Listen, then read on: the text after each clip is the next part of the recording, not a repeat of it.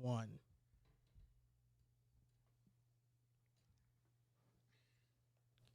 Hello and welcome back to a brand new episode of the Pick a Side podcast. My name is Joel Moran and I'm here with River Brown, Angel Velez, and Joe Dehls. This is now episode 350.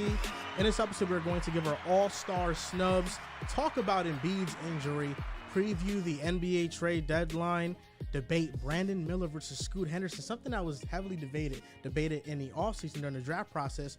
We are now going to come back to it, full circle moment, and we're going to talk about more. Oh, also, I want to mention thank you guys for copping the merch this weekend. We bought 60 total hoodies. We've sold 57, and that's thanks to you. And I've seen some people type to us on Twitter, am I wrong for buying 2 hoodies? No. And no, you're not. If you like both colors, get both colors. Absolutely, 100%. I want to say thank you guys. You guys really showed out. We tried our best to keep it as diligent as possible. I know some of you guys already got your hoodies. If you haven't gotten your hoodie yet, it probably should be on the way very, very soon.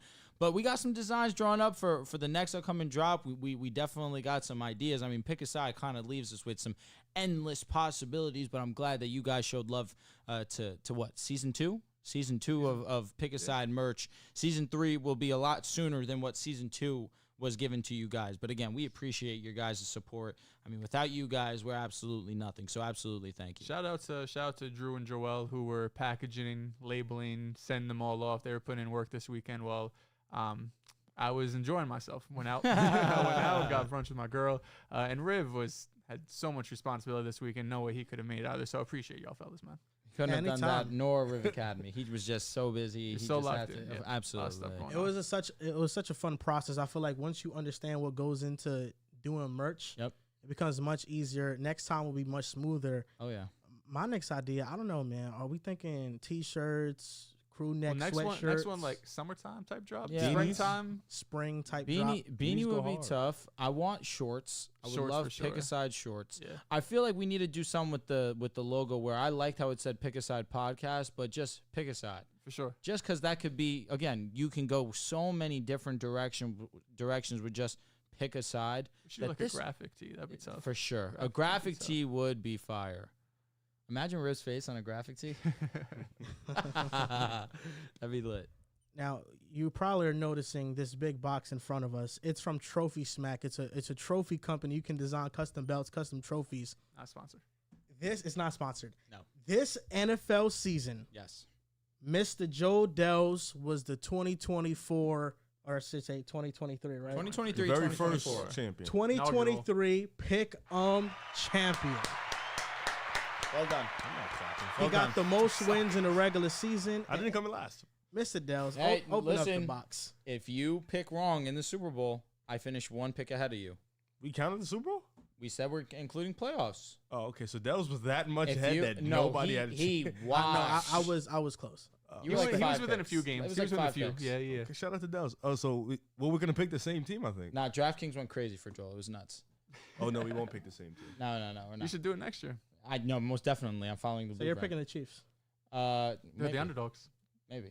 We're talking about next season. Next season. So the battle for last place. It's gonna. I want to see this belt, man. I've been itching. All right, I haven't we're seen tied it right yet. now. We're I tied. haven't You seen ready? You it. got to be the one open. All right, here we go. Oh, you put it back nicely in this bitch. You gonna show the world? I am, but first I got to take it out. You seen it, Rip? Yeah, I seen it. I told you it was gas. Oh no, this is fire. I'm going to do you a favor. Next year, got to be a different color. I'm going to take all this plastic and shit off. Nah, wait till you guys see this. There's no way you can see it. This is so clean. What's this place? Trophy Smack. Yo, not a sponsor, but come be a sponsor. Pick a Side, championship belt. Mm. 1 of 1. Mr. Dehls. Mm. There you go, man. This is cool. Oh, it's got some weight to it too. Nah, it's dense. It's definitely a little heavy. It's tough. Feels like it fits like a glove. Yeah, You won a championship for the Celtics. He won a championship for this. 2024, year It's the year? championships. Facts. Year championships. Damn, this is tough. Appreciate you, fellas. You know it's This good. You is- couldn't bring the guys are title home in crazy. fantasy football, but you know what? You got this one. Oh, Honestly, it man. might be better. I'll take this one for sure. It's This is so clean, man. Show it up. Hold it up like you just won a WWE championship. He's the tribal chief. Hey! Hey. Let me see what the comments are saying. Fire, what the fuck? You know, I didn't know if you're gonna like it. I designed it myself. This is fire, bro. You fuck with it? OD. The Pick a Side logo for what we have on the hoodies, and then the OG Pick a Side logo on the sides is tough. At first, Take the a scissor and side. cut that. At first, the side. I was thinking about doing the pick a side with the black background, but I was like, nah, silver looks good on that. You're gonna have to hold that on your shoulder the whole episode, bro. I need to take a flick. Man, shout out to Trophy Smack. This is not a sponsor, by the way. No, like not Dehls at has all. mentioned. It was just a great purchase. But Trophy they Smack got a great came website, and I made that title belt on there. Yeah, Mr. Dehls won the 2023 NFL Pickem Championship, 2023, 2024. And also, Drew, I think in the box, it has something where you can hold the belt on as well. Like on your wall. You can showcase it on your wall. Shit, I want to put this up here. Yeah. That would be tough. About my little flex. Yeah, facts. How does it feel to be champion? Feels fantastic. You know, you guys gave me a good fight for majority of the season, but Joel was really the only one that was ever kind of in my vicinity. I was looking in the rearview mirror. I saw him. He was there. Drew, beginning of the season, Riv, he started trolling early on, and then he stopped trolling, and he got worse somehow. But all in all, man, it's been a pleasure to be your first champion. No, I fell off catastrophically. I had other things to focus on though. You know what's this thing about the season is that I really felt like I had a chance late, but I kept picking the wrong teams, and we had the same teams. All the upsets that I thought might have happened just didn't happen. I feel like in the playoffs I did pretty solid though. But man, if this year taught me anything, is that next year I'm not going homer picks. I'm not going homer picks. I mean, you got the Jets Texans one. That one stuck out. That I didn't think the Jets were going to win that. I actually had a feeling we'd win though. Did you pick him against the Eagles too? He did. Yeah, I did. That's probably one of the best calls of the year. Because I We were picked them big on early in the the year Dogs. against the Cowboys. That was Yeah. def a homer pick. Yeah, I think I might have picked them too. Yeah, that was def a homer pick. That was Hey, I terrible went on a pick. nice ride with my Broncos. You did That during the 5-game win streak. Facts. OD. Facts. Took them every time. You took the mean- Dolphins every time too. 10-7. Not terrible. I took the Eagles the first 10 weeks. I should say 10-8. Yes. We're counting playoffs. Yeah, 10-8. facts. And the Jets. Damn. That was a free W. And That's then they almost just- yeah. 500. I went over. Wow. The Dolphins really choked late, man. That's It's the okay. same- The it's the Titan, same the thing. only game that I legitimately hate them for is losing against the Titans. That's the only one that pissed me off. We have a super chat from Smitty who, where do y'all have the GOAT Larry Bird all time? He's top 7, top 8. Top 10, but I know he's not higher than 6 or 7 to Yeah. me. Definitely. He's probably like 7. Yeah. Because who's over him? Jordan, LeBron, Kareem Abdul-Jabbar, Magic. If Magic, we were talking Tim in the Duncan. Discord the other day, Kobe. if Tatum gets a ring, at least one, on the trajectory he's on, he's a top 3 Celtic of all time. Do you think? Top 3? Top 3. Yeah. Who would be third? Bill KG? Russell, Larry No, Bird. Bill and Bird are Like 2. Havlicek. Those are kind or, of untouchable. Yeah. Yeah. It'd be like an old dude probably. Paul Pierce. How many No, he championships? already cleared Paul Pierce. How many He does? champion- I think he already I cleared. think- Why does Tatum already clear Paul Pierce? I mean, I as think a Tatum's player, better than as a Paul player, Pierce. As a player, I think he's a better player. Relax. His nickname was the truth for a reason. No, Tatum's cold. he's better than He's Paul cold, Pierce. but Oh, you don't think he is? I think Oh. it's close. Oh, you think I'm not so? just going to disregard Paul Pierce. I think I'm okay with it. No, Paul Pierce was a great player. He was, yeah, so was Tatum. He's a big reason why they won the championship. KG, Who Ray won Finals Allen, MVP? Rondo, he shouldn't have got it. Yeah, I'll be but honest. if KG it should was- have won it. If it was KG, number 2 should have been Paul Pierce. That's Yeah, cool. they were You're two best undermining players. Paul Pierce's contributions to the Celtics. I'm my not. God. Yes, you They are. had a big 3 for a You reason. 100% are undermining his contributions. what do you think? What does Paul He was Pierce a do great- better than Tatum? He's a much better offensive player. Much? Yes. Tatum averaged 30 last year. Okay, yeah, but stats in this era are inflated. Much Does better does offensive does, player. does Jason Tatum Jesus shoot better than Christ. Paul Pierce? Is he a better mid-range shooter? Paul Pierce was able to his post game was elite. He had an elite mid-range jump shot. He's a better shooter Tatum's than post game's Tatum. pretty good. Tatum does have a really good post. Yeah, but Paul Pierce, he has just better footwork all around. Brother, he averages 30. In this era, though, in this era. That's a good point. So That's a good Tyrese point. Halliburton is No, better than Steve Nash. No, though. that's a good point. That's a good But I point. mean, he was a That's good top. point. What was he? Top 5 last year in Paul Pierce scoring. is. But you can't compare eras like that. The numbers Was in Paul this era are Pierce going to top be 5 much more scoring? inflated. I'm asking generally. I don't know off the top of my head. Was he what? Ever top 5 in scoring? A single season. I don't think so. I'm not gonna look it up. That's mad seasons. But And Paul Pierce was a great defender too. I know Tatum is, but good. Paul Pierce was a great defender Good. too. No, he was great. Good. He wasn't just good. I think he was good. Paul Pierce was awesome, bro. Semantics. He's gonna match him in all NBAs this year. Okay. That's fine with me. Already. That's fine with me. I mean, Tatum is an exceptional player, but he hasn't passed Paul Pierce yet. That's fine. Not even as a player. He's passed him as a player, in my opinion. I think Paul Pierce was really great. I think Tatum was also really great. Was there a time Paul Pierce was top 10 in the league? Yes. Yeah. Yeah. What year?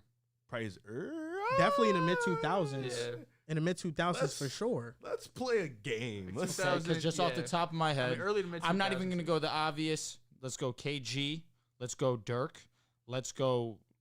let's say KG, 05, Dirk, 06. Steve Nash. Duncan. Thank you. That was Kobe. the other one that was in my Kobe. mind. As I said, let's Shaq. not get to the obvious. Kobe, Shaq, LeBron, Dwayne Wade, T-Mac. T-Mac. Yes. Jason Kidd or Vince Carter or back Paul in the Pierce. day. That could be What year did Vince Carter stop being really, really? Like 08, 09. Okay, so Vince Carter was always kind of like a player that very early in Toronto, his stats were great, but They called he him went lazy. to he went to other situations and he wasn't able to contribute. I think I'll Carmelo take Paul Anthony. Pierce. I think I'll take Melo. But I'll take Paul Pierce over Vince Carter. Jason Kidd, So that's a tough one. I'm gonna Uh-huh. take Kidd. Allen Iverson. I think Allen was on the back end, though. His best year was... this was 01, 02. He might not have been top 10. Bro, His Paul best Pierce years. from 2000, from his third season in the NBA, averaged 25, 6, and 3. He was a dog. Top 10 is tough. I just named hella players. Would you take any of them? It depends the year. Like 2000 T-Mac is over 2000. But that's what I'm Paul asking you. Pierce. What year is it that you want to take for him? I think probably like 2005. I think probably like 05, 06, 06, 07. Like definitely Paul Pierce was a top 10 player in the league. All right, let's do it. Let's go. From 2000 to 2007, Paul Pierce averaged 24.8 points per game, 6.7 rebounds, 4 assists, almost 2 steals. He shot 44% from the field and 36% from 3 in a much tougher defensive era. Like Paul Pierce was an amazing player. Tatum is an amazing player. He's an amazing player. Or are you just not really? No, Jason Tatum, of course, is an amazing What do player. you think, Rick? But we're not just gonna discount All right, here we go. one of the top 75 players So I ever. brought up the year. Okay. So yeah. Kobe's up here. We obviously take Kobe. AI. LeBron's in the league at this point. Yeah, for sure. Take Gilbert him over. Arenas or Paul Pierce? Gilbert Arenas had what, one season and a half? This was 29 points per This game. is when Arenas. Gilbert Arenas was OD. Yeah, but Gilbert Arenas didn't have that for a sustained period of time. He had it for at most Well, 2 we're seasons. talking It the was like- season. Yeah, this but is that's 3 what I'm asking. No, this was three years, but he got hurt. But I'll take. I'm taking Paul Pierce. I want confirms. I'm taking All right, Paul So Pierce. Dirk. we're at 3. Most definitely. I'm going. Yeah, Dirk's here. I'm looking at it. D Wade's here. Yes. Melo's here. Yes. That's like 6. I think Melo and him was definitely a conversation back then, though. Paul Pierce in the 05-06 season was this number 7 in total points. Okay. All right. So then we go down. Vince Carter. You said you take. I'll take Paul Pierce. Ray Allen. I'll take Paul Pierce. Kevin Garnett. I'll take KG. That's 7. Chris Bosh. Probably take Paul Pierce. Excuse me. Tony Parker. Tim Duncan. Tony Parker, low key. He mentioned Tim Duncan. Tony Parker. No, I no. didn't mention Tim Duncan. You did. Yeah, you did. I No, couldn't that have. was I'm a- reading no, off the points per facts. game. the points per game because Tim Duncan was 30th. 1, 2, In total 3, points. 4, 5. Did you say Steve Nash? We're at 6 right now. I didn't say Steve Nash. We're taking Steve Nash. Of course. 7. Dwight Howard was in the league, but he was young. No, not over Probably him not at that yet. point. So No. yeah, it's really the last 2 are Tim Duncan. Are we Tracy taking Tim Duncan? McGrady? Yeah, 9. What year was that for Tracy? This might have been done, Tracy. He was- might not have played He was this year. 26. I don't think he played this year. He did. He definitely got injured though. I don't see him 05 on 6. I don't see him in top 20 in scoring. I don't think he played. He was not top 20 in scoring. In total points, he was 56. He played per 47 game. game. Oh, Mhm. that's probably what it is. Yeah, brother, he might not have been top 10. He was top 10. You just mentioned me 7. Well, all 8 we did players. was No, I name meant 8, but scorers. we didn't name Tony Parker and Tim Duncan Like yet. Jason Kidd. Tony Parker was not better than Paul Pierce. Okay, so Tim Duncan's for sure though. Of course. Jason- I mean, it's Not. Tim Duncan. And then Jason Kidd would be the last one. Mhm. He's borderline top 10. I'm cool with that. That's like Tatum now. I think Tatum's pretty comfortably top 10. Comfortably, Yes. this season off of straight production, no, you cannot say comfortably. Why not? Off of this season, if we're measuring Paul Pierce against the production of players in that year, Is Tatum not a top 10 player this year, bro? Most definitely. this year, I could definitely make it borderline. Are you doing Kevin this Durant- just based off straight like points per game, assists per game, rebounds per No, game? 'Cause just that's no, case-like. just who's been better this year. That's it. It's straight that. Nikola Jokic, Okay. Joel Embiid. I could count people that are injured or no. I mean, we don't know if he's gonna play again, but sure. I Okay. mean, so far, yeah, he's been MVP. He has been MVP. SGA this year has been better. Okay. Luka. Luka Doncic, yeah, pretty easily. No, it's not as easy. Kevin Durant. You said KD. No, he didn't. No, I didn't. In this list, Oh, I didn't. okay. It's 5 now. Tyrese Halliburton, but I won't give you that I because don't he's know. cooled off. Yes, he has. He's cool. They've Jalen been Brunson's been hurt better too. this year. Brunson, I don't know. You can make the argument for sure. Brunson's been it's so not, fucking he's been, good, He's been really man. good. I'm not going to sit here and I'll give you that one. I love that graphic. That graphic Yeah. really comparing Jason Tatum. It's just, I mean, it's also the Brunson's so expectation, good. too. We weren't expecting the Knicks to be damn near the Kawhi second best Leonard. team in the East. That's close. It is. Kawhi's been Riv. hooping his ass off, Riv. though. Kawhi over Yeah, Jason it's- Tatum this year? Right? Yeah. Kawhi's been more efficient, too. He's You shooting could- like you could do 50. that. Oh, Nah, no, his yeah. efficiency has been And he's playing insane. defense. And they smoked us. Yeah. Giannis. I didn't mention Giannis yet. Of course. That's 8. Most disrespected superstar of all time He's definitely is disrespected, man. by you. You've actually taken my place as the Giannis here. Donovan Mitchell or Tatum this year? Wasn't playing better. I would say that's close. I would take Tatum. Tatum is still doing Tatum things. He's He just not is. having this exceptional season that Donovan Mitchell's having. I insane think because seasons, what Mitchell's had to deal with over the last 15, 20 games. But also, the Celtics have been the best team in basketball from day one. You've been the healthiest. With Would the Cavs, if they were healthy, be as good as us? They have 33 Let's wins. be I don't know. serious. Not serious you got, but what Mitchell's doing is kind of crazy. Jason sure. Tatum's efficiency on top of the playing alongside Jaylen Brown, Kristaps Porzingis, Derek White. I say this with a bunch of players that can score in their own right. He's still averaging 27, and Oh, yes, he's yes. still shooting 47% from I mean, the his field. efficiency's 37 supposed that to be good. efficiency should be better with those better players around him. Was he 47, 37? But free think throws? about where he was earlier in the season, where his His three-point efficiency's percentage was come like up, yeah. 34%, and now Yeah. it's 37. Yeah, but if you're playing next to great players, you should have good efficiency. And also, Donovan Mitchell's another one where his efficiency was not that good to start the season, but as of late, he's really It's still turned it not. on. It's not going to be good because he's But it's like 36, Devin 37 Booker from or three. Tatum this year. Tatum. It's never going to be efficient. That's 'cause definitely his conversation. players I are don't hurt. know if it's that much of We a well, conversation. I've also named 9 players already, so everybody after this is Anthony Davis. That's fucking close, I don't man. know. AD has So, been unbelievable. Jason Tatum's been Just- borderline top 10 this year. Jason Tatum, I'm taking him. I think this season I'm taking him over Anthony Davis. I'm still taking him over. Who were we just talking about? How about Steph? I think Tatum's having a better You season. think Tatum's having a better year than Steph? Steph is the most This is clutch player in the also league. like we understand. This is the They've best team both in been up basketball, and right? down. You know who's number 2 most coached player in the league? Damian Lillard. What's your opinion on him? He's a great player. Is he? Bro, Yeah. just In your stunk it the eyes? fuck up the other day. He gets on my nerves. I Tatum's seen comfortably this top 10 tweet. for I me. seen this tweet from Automatic NBA. Difference in player true shooting percentage and rest of the team true shooting percentage in the clutch of the top 20 in clutch field goal attempts this season. Amazing. Steph Curry, the difference in true shooting percentage between him and his teammates is 24.3%. That is the difference. Who's the next guy? It's Trae Young at 13.9%. Wait, who's The- the next guy on the word? Do you know or no? It's not on this list, no. I Oh wanna no, know. Klay Thompson is at minus 13.9%. Because he's on this list. He's 19th on this list. The difference between Steph and number 2, Trae Young, is the same as Trae Young and like number 20 on this list. Well, Steph's Steph's been crazy. It's Amazing. crazy Steph 'cause is getting they're- no help. I would take him over Tatum this year. Okay. It's crazy because the Warriors are still like middle of the pack. I think below average in terms of like clutch wins. Like Yeah. they're still. I think they're like 18th or something like that. And Steph has hopefully been the it's most clutch not player in the league. a 1 point or a tie game going at that buzzer, because you know what's happening, unfortunately. Why You is know he? it's- Why is So he? Is He that- actually hit one 2 nights ago against the It Hawks. wasn't a buzzer beater. Well, you know what happened? His team couldn't Yeah, play the second defense. overtime, y'all Jonte just cooked, yeah. That's a dub. What? I told you Tatum was borderline top 10. I And I told you the dead players I named think you. he's been better than. Okay, think I Steph dead- Curry, I I think dead Anthony Well, you named Davis. named you named players. I don't And know if we all weren't agreeing agreed. with them. You just said them out loud. Donovan Mitchell. Low was key, you borderline. did just say that. No, Like three- Donovan. three's Most of them borderline. you can definitely agree with, though. Kevin Durant or Tatum this year. I think KD's been more efficient too. I think that's fair if you want to KD's say been that better, for individually. So just But okay. also as a team, like you brought in 2 brand new pieces. There's been basically no kind of like this period where you're trying to figure things out. They hit the ground running. They've been the best team in basketball. Tatum has been taken away from his game. He said that since day one that Okay. they had a meeting. They all knew they had a sacrifice, and it's paying off. They've been the number 1 seed. You didn't So- even mention your boy Anthony Edwards, man. That must hurt. Yeah, I mean, come on. No, be he's not. He serious. has been better than Tatum this year. How Yeah. much? I can What, say what's that. Jaden McDaniels averaging right now? Shout out to the dog 11? AE, man. 10? Shout out It's to all the about AE opportunities. ones. Oh, word. No, don't mix my I mean, words there's now. some opportunity there. That offense has not been playing well. Okay, now I just want to get the gauge on where Brother he's at. stinks. Nikola Jokic, Of course. Yes. Joel Embiid. Yes. Yes. Are you participating, Riv? Yes. So you have 2 already. But the 2 are obvious. I mean, he didn't. Oh, have to- SGA. Yeah, he's still SGA. going. He's still going. Kawhi Leonard, Yes. Giannis, That's fine. Yeah. Please stop. Giannis, yes. Giannis, yes. Kawhi's close, man. Donovan Mitchell, I would be taking. It's Tatum. debate. That's a debatable topic. Kevin Durant, Yes. I think KD's fair. Devin Booker. Debatable. Tatum. Okay. Paul George, Tatum. Tatum. Luka Doncic, Luka. Anthony Davis. Tatum. Debatable. Can't ask me.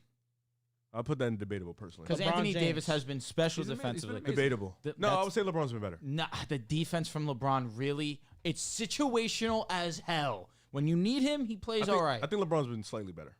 The offense is close. beautiful.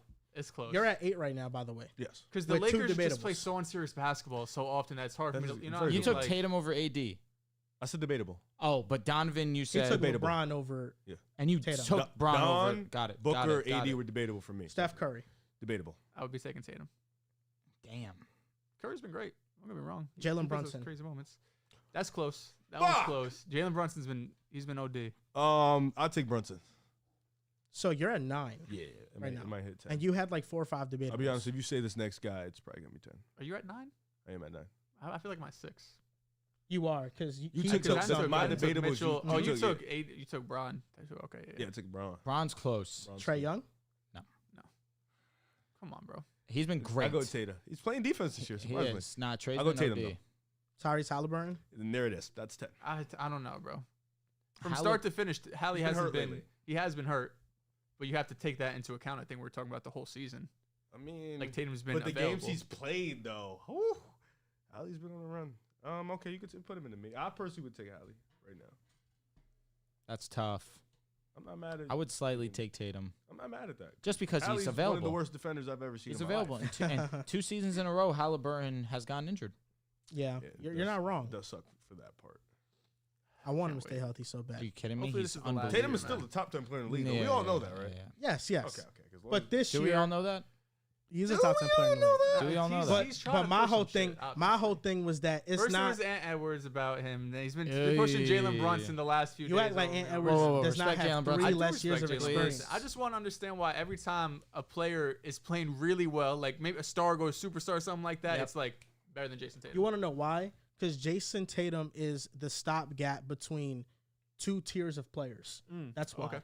Well, who is he between? So I think tier 1, you have the clear-cut elite guys in the league. Tatum is not clear-cut. Have won MVPs or championship type dudes. Yeah, but there's some players that haven't won MVP like Luka, and you know they in that tier. It starts.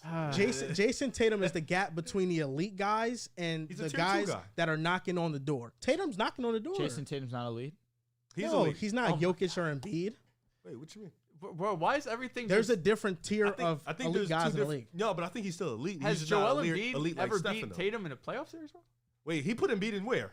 An elite Oh category. fuck no! Embiid Yeah, got no. he's knocking Embiid on the not a Can we door. not tier do one. this? Can we not He's do this the knocking week on when we the find door. out He's a he had tier a torn 1 player. meniscus, please? And He's he averaging did- you know, 36 you're a game, You're though. right. You're right. Thank you. I'm not gonna say Bro, nothing. if he's elite, they were up 3-2 on us last year with the game at home. Game Nah, I'll 6. be honest, that's disrespectful. It's wildly disrespectful. No, it's not. Wildly. Because they're tier 1 NBA players are Nikola Jokic, Kevin Durant, Steph Curry, In a game 7, he has Giannis- the Yeah, most LeBron's points. still a KD? tier 1 guy. LeBron. KD. KD's in that elite tier. Absolutely. Why isn't that? What Why- does why- Jason why- Tatum have to do? what- What does he have to do? He has to win a finals or win. What do I you guess, mean? win Tatum has some of the finals. most KD off nights for a superstar in the league right now. Does he have 2 first-team All-NBAs? I'm wondering. He does. He has He's 2, gonna right? maybe have Okay. a third. Okay, but he's not with those elite guys. So you're telling me he's as good as Jokic? He's No, elite. he's Doesn't not. There's mean a he's gap- is better. there- To me, Jokic is in a damn near tier of his own. Is there not a gap between Giannis and Respect Tatum? Embiid. Is there not a gap between Jokic and Tatum? Jokic and Tatum def. Yes. Giannis and Tatum. Yeah, I mean, I think that's Of course, fair. yes. fair. That's the tier 1 guys in the league. But also, Tatum's going into not the tier playoff series, 1. like, I know Tatum could play just as well as Giannis. He's shown it in the past. That's why I said nothing Cool. disrespectful. You know What who did he I hasn't say? shown it against, What did though? I say? I said Tatum is knocking fucking on the Andrew door Wiggins? of tier Yeah. 1, but he's not Fakest shit there. ever. Dehls asked, why does everybody get compared to Tatum? It's because Jason the one Tatum knocking on the is the door. bridge between the 2 tiers. He is next up for sure. So 2 first-team All-NBAs. That's it. You're In my still opinion- not. in He my- put up you're still not 30 elite. last Listen, year, listen. averaged 30. I don't fully agree with him. I do think Tatum is elite. So you But I think Tatum is on the same tier and level as Giannis? No. I think there's He's 2 not tiers the of same elite. level. There's a gap. No, I think I that's think no. the top 10 It's players you who's split 'em up. better. There's a difference in obviously deciphering who's better or not. Are they elite players? Yes. Do you know? Do you know I for think sure? there's Like gap me between fucking saying, Giannis me and saying Jokic, bro. that Josh Like, Allen and I think Mahomes are Jokic both is in a elite. tier of Won't his even own. cap. Joker is Like, definitely giving me Mahomes vibe, but there's a Exactly. gap between Like, I him think and that- everybody else. But Josh is Yes. still elite in your eyes. He is, Yes. but there's a gap. No, I agree. I But think there's a gap. There's a gap. That's how that's why I think Jokic is a gap. That's and then you my- got I think that's Tatum my is point. elite. He's But just like also, back end in elite. That's Josh my Allen, point. there's a gap between him and the other quarterbacks in the league too. Low key. He's separated himself. Is there how much the difference between him and Lamar? Slight difference. It's a slight difference, but I think there's more of a difference between him and Herbert. Herbert's an elite quarterback, but there's a difference between him and Josh Allen. Josh Allen But you wasn't is on calling another Tatum tier. elite. I think that's It's what also they get I think it's upset. also the winning. Yeah, of but Josh we Allen. talking about tiers. I He's think different. for me, that's how I If word Jason it. Tatum hadn't performed in the finals, Wait, the so are you level that saying- he has, But he didn't perform. Are you That's the saying thing. Tatum is last a- year he Tatum's was an better all-star? than he was the He year didn't before. perform in the finals though. He We was can't bad. act like, oh, if he only performed in the finals, He he had didn't 50. perform. What, 51? That's why he's Was criticized. it 51 in Game 7 Is Tatum an all-star against the to you? Sixers? Oh yeah, Course. most points ever. No, I'm saying like he's an all-star, but he's not an elite player yet. No. He's above that. Oh, so what? No, like, no. What would you call that? So for me, because y'all not listening, y'all No, just no, trying I'm to talk. fucking listening. I'm trying. No, y'all are not I'm listening. trying to have a genuine Y'all are not conversation. listening. Can you fucking speak up? I am You're speaking. No, you're being too quiet for my fucking No, life. y'all are not- I'm y'all trying not to listen to listening. what he's saying. All right, let's talk. For me and how I word things, because right now we're just getting stuck on semantics, and that's why it's annoying me. It's pissing me It's your off. fault. Pissing him off. Elite player. Weed. It's the MVPs of the league. That's elite players. Jokic is elite. Yes. Giannis is elite. Yes. If I'm reserving the elite word for those top end guys, let's just not even talk about elite. Let's just use a placeholder word for it. Let's call it tier 1 NBA players. Superstar. Jokic, Embiid, or But if you don't want to so use much, Embiid, whatever. It's Embiid, so you're much losing me. different. Embiid, you're Jokic- losing me. It's so much Jokic, different when you Giannis, do Steph Curry. tiers of players and calling someone elite. Jokic, Giannis, I'm cool with that. KD, LeBron, Steph, Luka, whatever. Like SGA isn't elite. he I is think, elite. but I think Okay, he's so a tier 2 elite. I think that's fine. That's what I y'all, think y'all that's not fine. letting me finish my sentence. That's why I'm it's with you, pissing me Joel. off. I'm with you, Joel. Tier one is those superstar players. Is Tatum in tier 1? No. No. Okay, that's it. That's it. That's So the he's- conversation. That's but the end of no, conversation. you're saying he's not elite. Wait, so is he a superstar to you though? To Yeah. me, the tier Okay, 1. alright, To so we're me, good, we're good. hold up. I think the I'm missing losing piece. brain cells. The tier 1 players are guys who have been great, but they done it, also yeah. have a They've shown- championship yeah, under they've their done belt it, too. I think if that's kind of where you Except want to put the Luka. tier, I think that's fine. Drew, And is Luka- Dame elite? That's why Luka, if you want to put in Yes. tier 2, Is Dame a tier 1 player? No. that's Okay, why I that's think what I we would talking have about. Luka top of tier 2. That's all No, we talking you're about. losing Like, me I would that's all lose we because talking you about. said he's Literally. not elite. That's your At first fault. you did say that. At first That's you did your say that. fault. You did. I'm stuck on that. Tiers, I agree. When we talk about tiers, there's definitely different tiers, and Tatum's not in that tier 1. Can you admit Tatum's elite That's player? it. That's all I want to hear. He's not So gonna all say NBA it. first team back to back. He's been an That's all-star why 5 I'm times in adamant 6 on years. this. You guys are getting stuck on semantics. Yes. This is a semantic Tatum, show. That's, Tatum. it's your doing. We're stuck on Let me that. finish. Let me finish my point. Tatum is elite. Yes. Okay, that's- but there's a difference between Yes. him and the top You're guys. right. in the You're league. 100% And right. ultimately, You're spot on. What did I'm I with say to begin with that y'all didn't listen to? I said, what did I say? Tatum is the what? Tatum is the what gonna between the lose two it? teams? Oh, the Gap, bridge. bridge. Yeah, Tatum is the bridge. You asked why is he getting compared? Because Tatum is the bridge. He's not quite on that top tier yet. Okay, fine. The But you elite said of he the wasn't elite, the That's the only cream reason. of the crop. So who else is in the bridge with him? I think Who else SGA is in the bridge. I think he needs a playoff run to cement himself. But So he's Devin in the Booker's bridge. on the bridge, would you say? Devin He's Booker's on the just- bridge. okay, He's on the bridge. He's 'cause not come here Jimmy yet. playoff Butler, is he time. one of the guys on the Zoinks. bridge? But he'll never probably knock on the door, but he's on the bridge. Jimmy Butler's weird because in the regular season he's not on the bridge at all. But in the fucking playoffs, In the playoffs, he's elite. on the bridge. In the playoffs, he might be tier 1, like Okay, literally. okay. Yeah, he's been that great. Luka's in tier 1 or tier 2. No, Luka's in tier 1 Why? He has one playoff run. because he's in a because he's Everyone, one of the everyone best else, players everyone in the else league. in tier 1's won a championship. I knew it was Luka hater, coming. Luka hater, Kevin. I'm just Why when we compare players or talk about players, the first thing that comes to your mind is winning. You can't talk about their game because it's clear that Luka's game is tier 1. It's clear that it's tier 1. Speak the fuck. It's clear. No, because you said tier 1 guys are the guys that's won championships and stuff. I never said that. I said that. That's I what said he that. said. Okay. That's what he Because said. everyone else in that tier, but Luka, had won But a there's championship. always exceptions to the the guy. rules. There's always exceptions Like to the Herbert? rules. Like Herbert. No, not like Herbert. Like LeBron James before he won his first championship. Well, he was Herbert clearly a runs. tier We 1 elite call, guy. we call Herbert elite, and he's Is won Luka nothing. LeBron James That's what I'm level? saying. Luka, his start is like that level. It is. It is. Yeah. It is. You don't gotta hate the Eric. Not it is. LeBron James level. I see that man with some And Luka is In championships. terms of Clearly- accolades. In terms of accolades. In terms of box score stats, sure. LeBron. Well, No, he's in been terms first of team what- in terms of All-NBA watching the 5 game. Yeah, times. he's taking the what's on title paper? away Yeah, from yeah, you. yeah. In What's terms on of paper, watching for the game. I'm just trying to respect Hey, LeBron bro. James, the greatest Slowly player but I've ever surely. seen in my life. He is. Talk. That's all I'm trying. I'm trying to respect LeBron James. Thank you. I appreciate. Like Luka's got to. I mean, like you want to do the early comparisons. I get all that, but let's not act like Luka's Pat Mahomes trying to chase Tom Brady. That's not what this is. Luka's Not still yet. got a way No. to go to be Maybe in he won't that be there. LeBron conversation. Maybe he won't be there. Maybe he won't be there. But this ain't Luka versus LeBron. This is you talking about No, you just why said- do you I just have said Luka early- in tier one? you And I just said said because early there's always LeBron. You just exceptions said to the early rules. LeBron. That's when And you it's lost clear me. that LeBron You was said an exception to early the rule LeBron. before he won his first championship. I'm just Did you don't see have the team Luka. that I don't Luka have carried to the Luka. Western I don't Conference have Finals? Luka in the Luka LeBron carried conversation. His fault. Luka The first guy carried who the did team it to was West MJ. Conference Yes, Finals. absolutely. I don't But have Joel, Luka in that Kareem. LeBron conversation. That's He where he won. lost me. He did Early. win year He 2. won You're early. right. LeBron is the exception to Joel, everything. I just want it to be known that this is your fault because you said that Tatum wasn't elite. That's how this whole started. But then you kind of No. tried to rework it. He said no. No. He said no.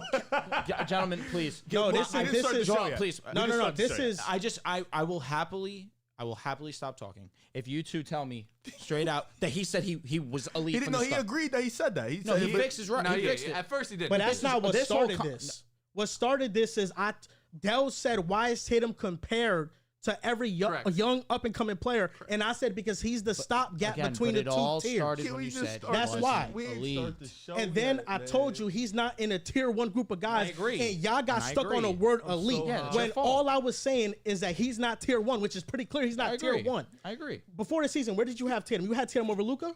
Yeah, Is Luka over Tatum now? absolutely. So half a season changed your mind at where you rank players. Most definitely. should've Much never like the did that. NFL. Because he had two in the elite category all year in the NFL. He And he's had still them- there. Okay, he's still an elite quarterback. brother. So is there not a separator between him Absolutely. and Josh Allen and I Mahomes? said there It is. always comes back to two. But my whole point was, I said, I said Jason Tatum and Luka. And we get I to it. said very obviously that there's a gap between Mahomes and Josh Allen, who is number 2, but both for elite. My whole reason why I got so fucking angry, because you sounded very, very wrong, was when you said Jason Tatum wasn't elite. That's blatantly wrong. Because in my mind, But then I asked you if SGA was elite, and you froze, and you're like, yeah, he's elite. But then you went back into saying, oh, I've always said that it's a tier thing. And that's not why we got angry. okay, That's not why I got angry. I was wrong with the word Yes, choice, but I know. in my mind, Because you said we weren't listening, and I was listening. In my mind, you misconstrued what I said though, because when I used the term elite, in my mind, I was clearly talking about tier one guys. Okay, see that It's just y'all wanted to get you wanted to get wrapped up in elite You said versus he wasn't great elite. or That's whatever. your fault. No, because I was using Two-time NBA, all I was NBA, using the first word elite team. as a as the word to fill in tier That's one what guys. you had to it's be a tier one specific, guy. I guess. It's a tier one guy. But on. ultimately, Tatum is not in that tier one, and that's my entire point on all of this. And you said not that disagreeing. Tatum was 100% top 10. I named you 10 He is. players that you can I had argue him having like a better 7. season than I him. had him You like just 7. said also he's No, a you- top 10 player too. Not everyone agreed to that damn list. No, of and yours. no, agreed. Riv did. Riv, did you not have 10 players playing better than Tatum? I this think. year? I And think one some of time them are questionable. Yeah. Halliburton's questionable. No. Mitchell's He had 10 questionable. clear cut, and there was like No, 4 he- debatable. Yeah. Well, the only one they didn't agree with was Hallie, but everybody else I thought was pretty. He doesn't watch Celtics games, bro. Oh my I god. watch a few, not a lot, not as much as you. You by far have that title. To be honest, everyone should be watching the Celtics. Just with all due respect, best team in basketball. Sometimes you can't. I You know what I'm get saying? also not watching us though. Sometimes you can't get in tune. No, for sure. No, scheduling conflicts definitely exist, but at a certain point, you got to take some time out of your day to watch them. Even sometimes I'm like, damn, I'm about to watch Celtics. It's like they're not versus- boring I to watched watch. their most Grizzlies important last ones: night. Minnesota. Like if they were a Clippers, boring team to ass watch, whooping. there's good teams that have been they're boring fun to to watch. watch, yeah. It's like you look at the Atlanta Hawks; they were playing unbelievable basketball. I don't back need to in the watch day. 40 games against the Wizards and shit to understand who they No, are. you watch a good game though. I watched We've a had few. one of I the watched hardest schedules in the Minnesota. league. They won. Yep. I watched the one they lost too. I watched both the Clippers game. OKC. I watched the OKC. You know I was there for that because SGA was in. That He was- had his cock out. He was doing his thing. So I was there for that They one. you really know? sold this soul. Yeah, for so that I one, watched. man. I They watched the lost important Pistons and shit. Celtics games. I don't watch the irrelevant ones. Like Understood. against the Hawks, I'm not watching that shit. I'll just be honest. Definitely watch the one versus the Lakers. Yeah. smoke this. Ah, There's a gap between Mahomes and Allen, correct? yeah, So is there a gap between Allen and Tua? most definitely. Oh my The god. gap big. So That how gap is bigger Tua? than So how Mahomes is and Tua Allen. still elite? What do you mean? there's two You're gaps gonna between- compare Mahomes Yes. and Tua? Use your old man standard here. Keep pushing it. Old man standard. So Tua's elite. Just want to make Bro, sure. no one can fuck with me course. this NFL shit. Yeah, Like, that's I don't care. You know what I mean? He's the Like, Pickem champion. come on. NBA All-Star reserves. Here we go. First topic. Biggest snub of the reserves.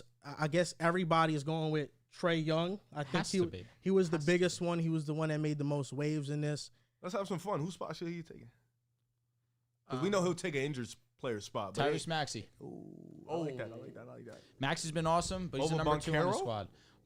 I would be taking him over Pablo before Tyrese Maxey. The wild card is also where things get a little bit both wild dicey. cards. Agreed, which is why I said we could pick whoever we Boncaro want. definitely makes sense. To me, I think Boncaro should stay. We had this conversation on BR where the Magic have been one of the biggest surprises of the NBA season. They've fallen off pretty badly compared to where they started. They have been an injured team, but their offense has been horrendous. One of the worst three-point shooting teams in the league. However, one thing remains constant.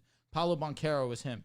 He's an amazing basketball player, can score at 3 levels, can facilitate, plays good defense. I think Boncaro deserved his spot most definitely. I also believe that Trae Young's one of the best offensive engines. And John was saying this on the Bleacher Report streaming. He's 100% right. He's become one of the most underrated players in this league.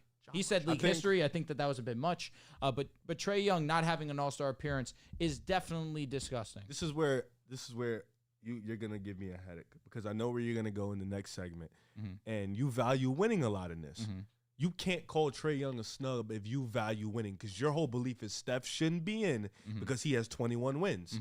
Atlanta has 23. Agreed. They're a 10th seed And team. that's coming off a 5-game win streak. Yeah, and that's in the East. But that's also comparatively to a guy who is averaging comparable numbers. You should say. But is the 5th seed. But Maxey and Young's numbers aren't going to be comparable. But no way Maxey's a 2 on his squad. But it's still, he's winning more. And Maxey's been amazing. I'm not trying to say this to knock Maxey. I just mean in the sense of I agree with you. They aren't playing consistent winning basketball. But it's not. Got to bring back the hoops. What he controls, they are one of the best and most efficient offenses in the game. And you mentioned it too. He hasn't been that bad of a defensive player either this season. But Fox isn't the definitive one either, based off what you've been telling me. I understand. But he's averaging almost 28 points a game. And Maxey's there too. And he's upped his 3-point shooting from low 30s to 38%. Sure. I think, and I don't care too much about winning for an All-Star game. Huh? No, I saw the Whistle Sports video. No, I'm sure. No, we were talking about it. I didn't even see the video. We were talking about it in the car because he asked me.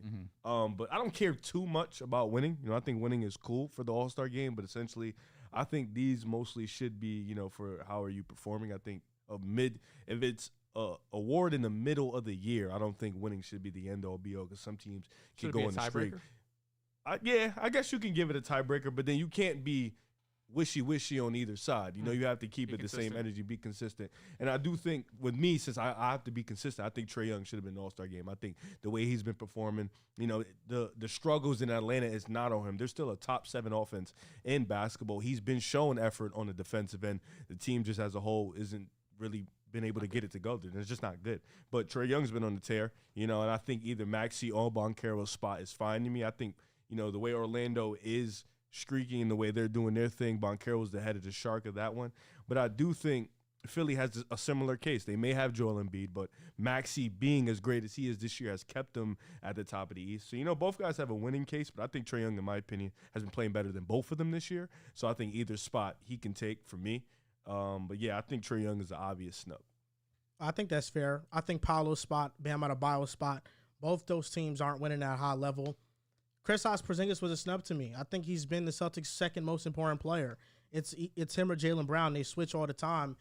And Porzingis has similar numbers to Bam Adebayo, and his team is the best team in the East. Kristaps Porzingis should be in the All-Star game as a reserve over Paolo or Bam, either one of the two. And I agree, Trae taking one of their spots as well.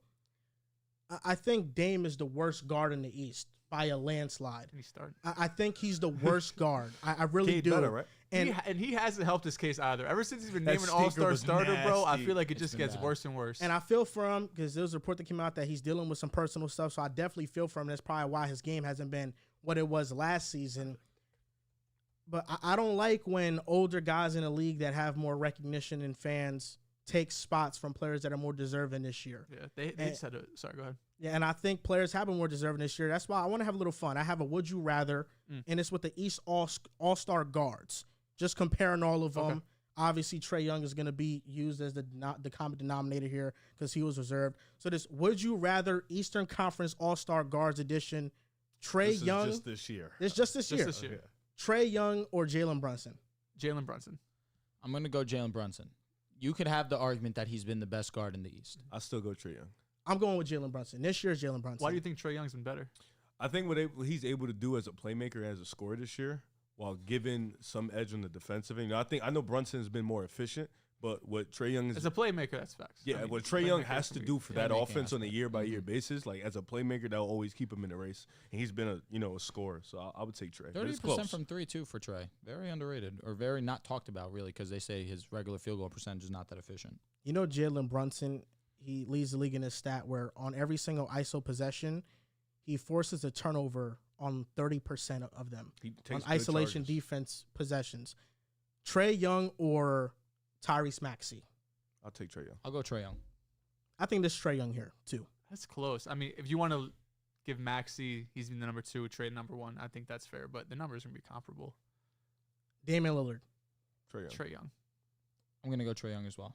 I'm going to go Trae Young, and I'm going to go Trae Young pretty comfortably. Pretty comfortably. Yeah. Offensively, I think there's a gap. And on defense, Dame has been one of the worst defenders in the league. Trae Young has actually been a pretty impactful defender, and he's trying on that end. I would go Trae Young. Donovan Mitchell. Donovan Donovan Mitchell. I'll go Donovan Mitchell as well. Tyrese Halliburton. This is tough. If Tyrese never got injured, this isn't even a thought. It's Tyrese Halliburton. But Oh. it sucks because Hallie, 2 seasons in a row, has been dealing with some injuries. I'll go When Hallie. when he was on the court, this was the number 1 offense in basketball, and still pretty high, even with him being out there. Pascal's done a great job. But I'm going to go Tyrese Halliburton, but it's a conversation. I'll go Hallie. I'm going with Tyrese Halliburton to begin the season. It's I still think- number 1. As of lately, Trae Young has been a little better, but once Tyrese finds his footing again, I think he'll get back to I think it's that been spot. Trae. I think it's been Trae. Halliburton to start the year was super hot, but he hasn't been the same super. Like in November, he was putting up 28 and 12. But he's been hurt these last couple of months. And Trae Young, he's been available, he's been healthy, and he's putting up some crazy numbers. And like Rib mentioned, he's the top 7 offense right And now. he missed some time with the concussion as well. Came back, and he's been better. Like fact check myself to make sure that's not. No, bad. they are. Oh, thank God. They're one of the top. They might No, be they're higher number than 1. top 7. What, in offensive Offense, rating? yeah. Or the Offensive Hawks? They're number 10. Oh, I'm close. I thought we said on BR they were top 5. That's what I was like. Oh, top 7 sounds good to me. No, they're number 10 right now at 117.4, but the Pacers are at 120.7, number 1. And pinning the 2 best guards in the East, because Halliburton's kind of falling off a little bit. Jalen Brunson and Donovan Mitchell. I'm going to take Jalen Brunson. I'm going with Jalen Brunson too. I would also take Jalen Brunson. It's close. Donovan has been otherworldly on a team with less. Yes. That one's fucking close. I'm gonna stay strong. I'm gonna go Donovan. I think Donovan's been the best guard in the East. Best guard, period. I respect that. He's been phenomenal. To He's me, been it's great. 1-2 between Donovan and Jalen Brunson. I don't hate that. I don't think John was far off when he said he might be the most underrated player in NBA history. Because Trae Young. Because Okay. he's averaging 26 and 10 in back-to-back seasons, and he has no all-star appearance to show for it. I can't think of another era in NBA history where a player averaged these numbers and didn't at least get rewarded an all-star game. That's a fact. I mean, for a while, Devin Booker was that guy until obviously he got his nod. But I'm with you. Trae Young definitely needs that acknowledgement. I mean, what he means to this Atlanta Hawks offense, you take him out, we don't care about the Atlanta Hawks, unfortunately. But definitely should be in that conversation. All time, I mean, you really have to sit down and think about all these all-time great players. But Trae Young definitely is in that short list. He's an unbelievable basketball player. I think the West was all over the place. Most definitely. I feel like there's just so many legendary players in the West. KD, Steph Curry, LeBron, Anthony Davis. They're all playing at an elite level that is overshadowing what these other players are doing.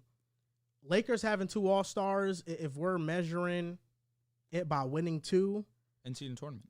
I don't think that they should have 2 All-Stars. I thought there should have been a king on there, whether it's De'Aaron Fox or Domantas Sabonis. And I had a problem with Rudy Gobert not being on here. I really did. It bothered me. Rudy Gobert is the number 1 reason why the Timberwolves are the number 1 defense in the NBA. The reason why they're the number 1 seed, a top 2 reason is because of him and Anthony Edwards and their contributions to the team. I think Rudy Gobert should easily be an all-star even if it is over Cat. I think he's been more impactful than Cat. But at the end of the day, I also don't want Cat to lose his all-star spot because I felt like coming up in the league, whenever he would have monster numbers, he would drop 24 and 10 a night on a losing team. He would get held back from the all-star game because he was losing. And now that his team is winning and he's still playing well, he's averaging 23 a game, to not reward him with an all-star, I thought it also probably would have been disrespectful. So if it was up to me, I would have had 3 Timberwolves on here. Can I ask you a question, though? Because people have been very consistent in asking this question that the Lakers don't deserve 2 All-Stars. Why do they have 2 All-Stars? How can you leave either of them off? How do you leave LeBron James off, who was voted by the fans? If Steph Curry wanted to start, the fans should have showed out. And Anthony Davis, who has been arguably top 2, top 3 best defenders in the game, giving you 24 a night, one of the best rebounders in the league, one of the best shot blockers in the league. How do you leave him out? Because I thought winning matters. They're top 9. They won the in-season tournament. Top 9? They're 2 games out of being the 7th. So why didn't Laurie get a nod? That is so funny. Laurie's been awesome. They're winning. Agreed. Laurie I think you have to have definitely- AD and LeBron in. Individually, they're having great seasons. But again, answer that question without saying that winning matters because, again, they won the in-season tournament, and then on top of it, they're still staying afloat. You can't have them off. You can't. No. You Agreed. can't. So, but then, again, that statement to me is just more so just, they're the 9 seed. One of them I should think be you there. replace Cat with Gobert, and I would like to see Fox in over Devin Booker or Paul Because, George. again, it's Oh, whoa, Devin Booker? Or Paul George. One I of the think two. Paul George is, I don't know. I didn't think Fox needs to be on there, and all the other guys deserve it more than Paul those two. George is a conversation. He's been awesome in his own right, too. Let me not just say that. Karl Anthony Towns was the other wild card, correct, Riv? You're the one. It was Cat and Booker, wild cards. So I think you look at Karl Anthony Towns. This is the one that I compare to a Domantas Sabonis, who I think that Domantas Sabonis has been better this season. The efficiency of Karl Anthony Towns is there most definitely, but we understand his impact defensively is not there. We had this conversation on BR where even in the game where he scored over 60 points, he was still a liability because he couldn't play defense.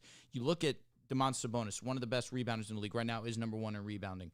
One of the best passers in the league at the big man position, top 8 in assists. He's giving you the most points I believe he's had in his career. He's gotten somehow better from last season when they were one of the best offenses in league history. And he's not an all-star? That's where I kind of am at a crossroads here. I think Sabonis definitely deserved that nod. And De'Aaron Fox, you look at his ballgame, yes, he has not been that same level of player that he was early in the season, but he's still been pretty damn good. I look at De'Aaron Fox, and this is why I have issues, because people are trying to pinpoint the Lakers. But again, with Steph Curry, they're a 12 seed, but he's Steph Curry. You can't leave him out of the All-Star game, right? He's one of the all-time great players, but the Sacramento Kings deserve to have at least one of their players, because it's not like they're putting up average numbers. This guy, De'Aaron Fox, is top 10 in points per game. I feel like the criteria is what people stuck on. For sure. Because in the East, Trae Young didn't get in because of winning, I assume. I'm assuming too. And he's having a phenomenal year, and he should have got in. And the same standard and criteria is not held for the Western Conference. Agreed. There was a bunch of players that were low seeds that didn't get in, and I feel for it because I think Steph is an all-star despite the record. Just because he's been the most clutch player in the league, his efficiency is still off the charts. He is legitimately just getting no help. So that's where I kind of feel for it a little bit. But it's tough to see players that are winning and they're putting up great production not be in the All-Star game. But if that's the criteria for the All-Star game, then they should be in. I know this is a hypothetical scenario and there's no way of proving this, but I think if you swap numbers or you swap names and Steph Curry is averaging Fox's numbers and Fox is averaging Curry's numbers, Curry still gets in. I think that Curry still gets in if it's Steph Curry. Yeah. Same thing with Davis. If Anthony Davis was having the season Sabonis is having, where he's playmaking at that elite of a level, I think Anthony Davis still gets in, even if Sabonis is averaging 27 and 13. That one's tough for me because I still think that Anthony Davis has been better than Sabonis. But again, if you swap those, I mean, still, you're getting the defensive production of AD plus playmaking now. I mean, that's nuts. It's both are great numbers, but I do think that a lot of this, the deciding factor was who is it? It's Anthony Davis, it's LeBron, it's Steph. It's the most marketable players in the NBA. You know, it's a no-brainer to pick them over De'Aaron Fox and Sabonis and Gobert. They got essentially every single superstar that's in the league in this All-Star game. Yes. Every single one outside of a Trae Young, who I think deserves to be in this conversation, most definitely. The coaches picked the reserves. Fact. The coaches picked the reserves. OKC got 1 All-Star. Timberwolves got 2. The Clippers got 2. Denver got 1. The Kings got 0. The Suns got 2. The Pelicans didn't have 1. Dallas got their 1. And the Lakers got 2. What's the odd factor? A play-in team is the only team that got 2 All-Stars.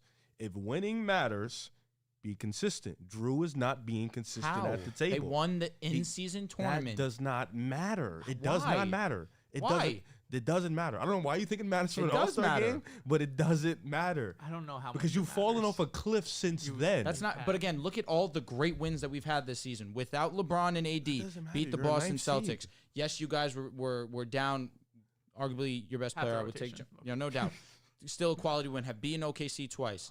I mean, again, we have some great wins. You have more bad losses than good wins. Which I've been very vocal about this. I would love to win those games. To me, I'd rather see us play our best against the best. We've beaten the Clippers 2 times this season. 1 time when they had Harden, PG, and Kawhi on the court. To me, I would rather us play the best teams in the league at our highest level and win, as opposed to what's been happening, playing the lesser teams and losing. I can live with that. I don't mind the Lakers getting 2 All-Stars in. I think AD and LeBron have played like that. But the criteria is just not legit. Like, do you think the issue is that the Kings have 0? I think the issue is the Kings have 0. That Like is if they the just issue. had 1 and the Clippers had 1. But the Or the Clippers. Suns But here's the had 1. thing, and this is where once again the winning is not being consistent at the table because the Timberwolves got 2. Well, they're the number 1. They're the number 2 seed in the West. The Clippers got 2. They're the number 3 seed in the West. What's been consistent? The Suns are the 6th seed and they got 2. What is the only inconsistent part out of all of this? A play-in team was able to get 2 All-Stars, and the Kings, which is not their fault because they both been playing at All-Star levels, which the Kings, who are a 5th seed, higher than the Suns and higher than the Lakers, higher than the Warriors too, they got 0. Here's how I can say if you had to rank, apologize. if you had to rank Sabonis, Fox, LeBron, and AD in There terms it of is. who deserves the All-Stars That's the it. most, how would you rank No, them? but also throw in Karl Anthony Towns and Cat- throw in or Paul George. Paul George. Throw in all the I second think guys. I would go LeBron, AD. Okay, so Th- there it that's, is. That's why I'm okay with that. That's I think why I'm being individually they still consistent. deserve You're it. not because Why? you're not being consistent because you don't care about winning when it comes That's to them not two. true. They They're won the ninth in-season seed. That tournament, does and they've not beaten all the matter. best teams. And they're still ninth See how this seed. in-season But tournament again, shit's gonna where's go. the seeding? we don't. Why didn't Trae right Young now get we're in? on. Well, I don't Why know. didn't Trae? No. Why do you think Trae Young didn't get in? Why did Boncaro get in for you? Because they're what? Well, he's winning and also playing great. So he's winning. Why would you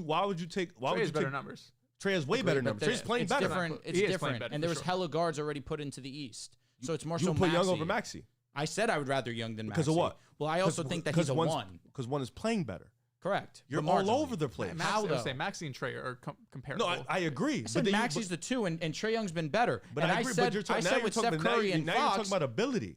If What do it's we an mean if it's an now? ability thing, do you think Sabonis should have Again, gotten in over? I Rule? didn't just say that Fox deserves to be in because he's the 5th seed. No, I partnered it with he has comparable stats to Steph Curry, and he's also 7 spots ahead of the Golden State Warriors. What are they? 5 spots ahead of the Lakers? They're 4 spots. 5. 1, 2, 5 3, to 9 is 4. Pardon me. Yes, 4. I know math. 4. Okay, They're the playing team. I They're understand. you're talking about a lock to a playing team. One of the worst. You're dragging it though, like they're not 2 games out of the 7th seed. I mean, Same shit happened last season. I think they're one of the better playing teams, to be fair. No shit. Lakers. Everyone I don't thinks think, that. I don't. Once again, I don't do the winning thing. I don't think it matters because if that's the case, we can all agree Laurie should have gotten over Cat probably, right? Why didn't he? The argument. Because what's the end They're factor? the I top agree. team. Laurie definitely is one of these guys that Winning. we should be in this conversation too. So where's the consistency? Is all The that. Well, I Jazz think have this been year is you only have- surprisingly you only have winning. 12 spots. So where does wish this you get stem more. from? Why do you think Drew's not being consistent? I just think he's not using. I think he's using the winning thing in the East, but not in the West when it comes to his Lakers, which I understand. But not Which I don't even mind. not even so. Again, Is if there you a want to say specific Trey's player? top 10, he's in the play-in. Is there a specific player in the West that you feel like Drew should have in the All-Star game? That Drew should have. Yeah, based on the criteria that you think he is talking about. I think. Wait, I don't actually understand. Because here's the people that I'm saying deserve to be in the All-Star game off my logic, which I've stayed very strongly consistent about. I think you should have Fox in, Yes. Sabonis in. Gobert is a strong question, or definitely a Yeah. possibility between him and Karl Anthony Towns. That's it. And Lauri Markkanen, you made a very good Who are you argument for taking him. out though? You're Again, putting two guys in. like I said, because he's 12, and I understand that he is Steph So Curry. Steph's not an All-Star game. To me, he shouldn't be. Okay, So who's the other one? So But he that's has what you're. to be. So that's Steph what you're has stuck to on. be. That's what it is. No, Steph I has wasn't to even. be. How is Trey? You know what? Who's the other player though? And then Sabonis to Karl Anthony Towns. Okay, So you're so keeping no Cat in. no cat, no No. cat, no go No. back. You're taking, okay. I you're think taking Cat out. Sabonis needs to. That's nuts. If one of the Kings should be in, this is my way of getting them in. You Go take Cat guard out. to guard, and then yes, Cat would be the one. You think Sabonis over Gobert? Yes, I do believe that myself. Wait, so hold Because- up. We're getting 2 Kings and only 1 No, Timberwolf? no. I'm saying to get Yes. one. That is essentially what you're That's saying. not- but that's not what I'm saying. But I'm you saying said Cat's Sabonis the over first Cat. guy you take out. I would exactly. That would be number one for me. That's how I would get the So King in. Fox over Steph. Fox over Steph. But that's if I had to No, to so give another one. hypothetically, No. Cat is out this road. He's the first guy he's taking yes, out. Cat would be the first one out. So Minnesota gets one, buddy. That's fine. And the Kings get 2? No, they get one. Ooh, we're all over the place. We are all over. All right, again, You just like said I Fox over Steph. To get a King into it, that would be what it would No, be. but you think to get Fox the should guard go to in guard. over Steph. So you will have 2 Kings in. No, regardless. I only Fuck 'em. no. Yeah, that's what no, I'm saying. Like, be I'll real. be- I'll Stay be on with 10. you. If I'll you be think the with Kings you. have 2? To get 2, I mean, should they deserve 2? Listen, but bro, again, over that- I don't Over that know. 12 seed. No, I on, still Remember we beat you feel guys. Sorry ass squad. We still own you. they are bad. They are bad. Terrible. Mickey A Mouse. good team. Bad Fox coaching. deserves to be in most definitely. I just think We had that Mike Brown, we'd have 30 Sabonis wins. to Cat as opposed to Curry and Fox is such a strong difference. It's such a strong difference. So if you were to have Sabonis over Cat, that's not even a question. Fox doesn't get in. Unfortunately. And I think Fox is the most deserving King. So there's no player on the there's no Fox or player Booker? that I think Fox Booker goes completely over. deserves it over Fox. I don't know, man. That's tough. Because Booker's been awesome himself. And he's had to play a role that he's not usually played, which is facilitating point guard. And he's had, let me not say a rough time adjusting to it, but it's been had highs a and rocky, lows. exactly. I'm gonna He be went on honest. stretches. I think That's that tough. I I have think these advanced numbers up, but I don't feel like saying I them. think Cat is a bit Paul George clipped underrated. Sabonis. No, his efficiency is George, great, top to but his bottom. defense is Not even not close. good. I think the defense thing is for some games, like the Hornets one for sure. All season long, though, Cat's defense has been solid. He's been engaged. He's been active. He's been attacking closeouts. He's been in position. The number one defense that they have right now, there are reasons why it's being uplifted, like Gobert, McDaniels, mainly. But I think Cat is playing a solid part in that, too. I don't think he's been a complete liability there. And he's shooting 44% from 3. No, yeah, he's stroking it. And they're the first seed. Oh, Cat. Yeah. Cat's a stroker. He is. So you would get Sabonis over Gobert, too. Yes. Wow. Again, they already have their representative. They should have one representative. The Kings should have one. Having 0 is insane And the Lakers should have 2. because it's LeBron and AD, and they've also won the in-season tournament, and they're Oh, also so two then of the Steph best is in 15. because of Steph. Dude, But- and that's what I have said. to drop the in-season tournament part. No, you can't though. Now you have to. If you're the 9th They seed. went 7-0, but again, the 9th seed doesn't matter to me when But the we in-season beat tournament does. But the in-season It's, tournament doesn't. it's as- partnered in the with the playoffs you come guys. around. You it guys are doesn't getting matter. hung up on the in-season tournament You because keep to you fucking guys, saying it. no, to you guys, I don't think it matters It's much. laughable. To you guys, it's laughable. It's not laughable. But on top of it, It's my, It's a good my- W, but no, it's my, like my main point is that we've beaten all the best teams. It's not laughable. Name a good team. We've probably beaten them this season. we beat you guys on Christmas. You got your get back. which Yeah, is without embarrassing. LeBron and AD. There's At just- home, which you but- guys have only lost one Let me other ask you a time question, before 'cause I us. don't know this off the top of my head. Have Two the Kings- because of us. That's have what the I'm saying. Kings been good Clippers we teams? lost to. Facts. Yeah. Have the Kings been good teams? A lot of good teams? Yes. And they've also have a better record. Do you beat the bad The Kings teams? have also But the had Kings highs and are- lows too. They've My gone whole on point is that stretches the where they've Kings are struggled. deserving. Yeah, you know what? Steph fucking isn't deserving. He's Talk. a fucking 12 seed. Talk. All Get right? some wins, He's man. fucking elite, putting up great numbers. Sorry. Win games. We gave Luka shit for it. Got to give did. Steph for it. If Steph had AD, maybe he would win 2 fucking games. You know, I don't know. I don't know. Apparently he's not got- so he's got- because he's a 9 seed, He's right? got That's such Kuminga a now. big deal. He's got Draymond. Hey, they What's only the five. issue? They only 5 wins off. 26 wins, 21. It's not crazy. So listen, hey, I looked at it already. At this but- point in the season, it's not. It's 5 games. not a is little bit. A little No. substantial. Yeah, Just a yeah. little a substantial. little crazy, but we'll get there no matter what. It's like Tyler it's gonna be hard ass. for you to make up that. You're not that difference. good. Curry dropped 60 Did you watch the game? and lost. Did you watch the game? Yes. Oh, okay. So you know it's not his fault. It's not his fault. The team just is not. good. How can you make it where you score 60? Wait, I think- wait, I and think- it's his wait. fault. Let me It's ask- impossible. Let me ask you a question. Y'all think him having Lester Quinns at the 4 is because they're not good or because it's a coaching problem?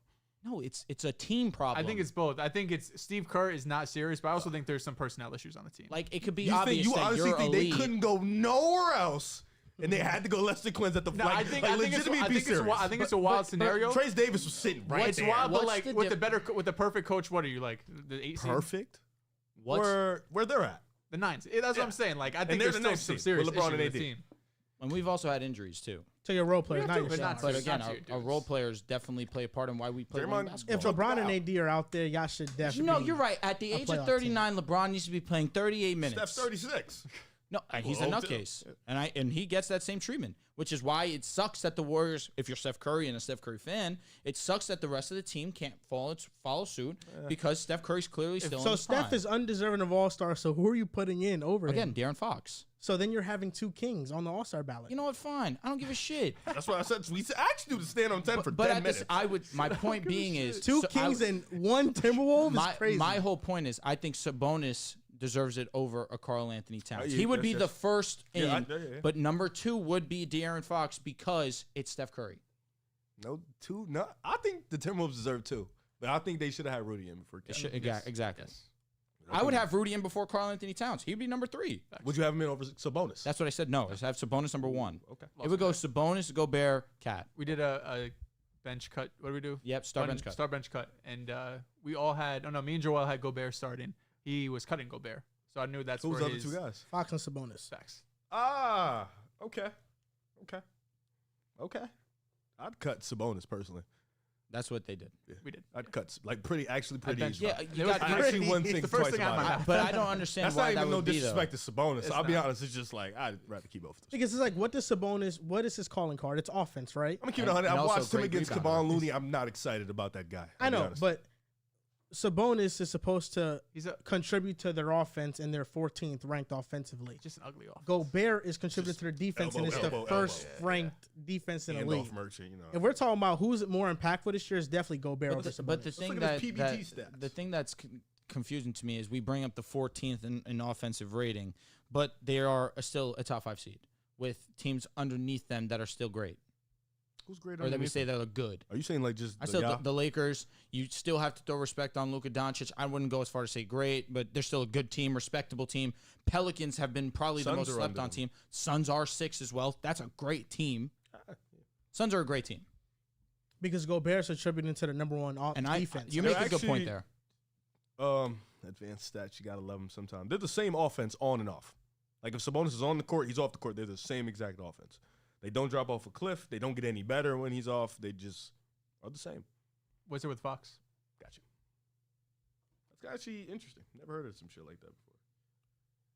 Maybe he's not doing anything after all. The eye test is I mean, true. he got better from last season. So, I mean, to say he hasn't gotten better at all is nuts. Or to say that he doesn't impact offense at all is nuts. He does, of course. does. Hey, come on, bro. I feel like Fox impacts him more though off eye How the test. fuck do you spare De'Aaron's name, man?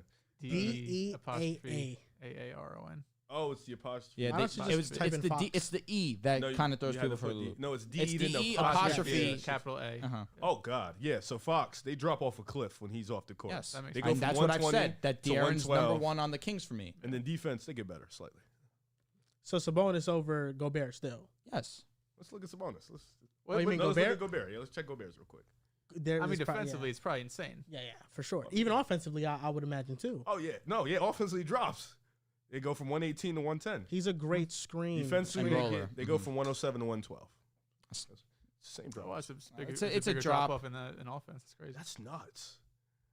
Let's look. Because you one need more. that body. Karl He's a Anthony body Towns. that sets great Let's screens, look and he's up- a solid we'll do roller. Last one, Cat. Let's see what Cat's cooking with. Gobert should have been over Cat. I'm gonna stand on that. I don't disagree with I'm him. with you. Stand on that, little bro. Stand on that. Yep, and my computer froze. Oh my God. There is. So I do that. I got some. Oh, super got it, chats. got it. Lied. We're here. Okay, thank God. All right, let's do it. Why did it freeze like? Oh, okay. So You got yeah, it. 117 to 111 on offense, and then defense goes to best in NBA history. It's like 111 to 104. It's like Wow. damn.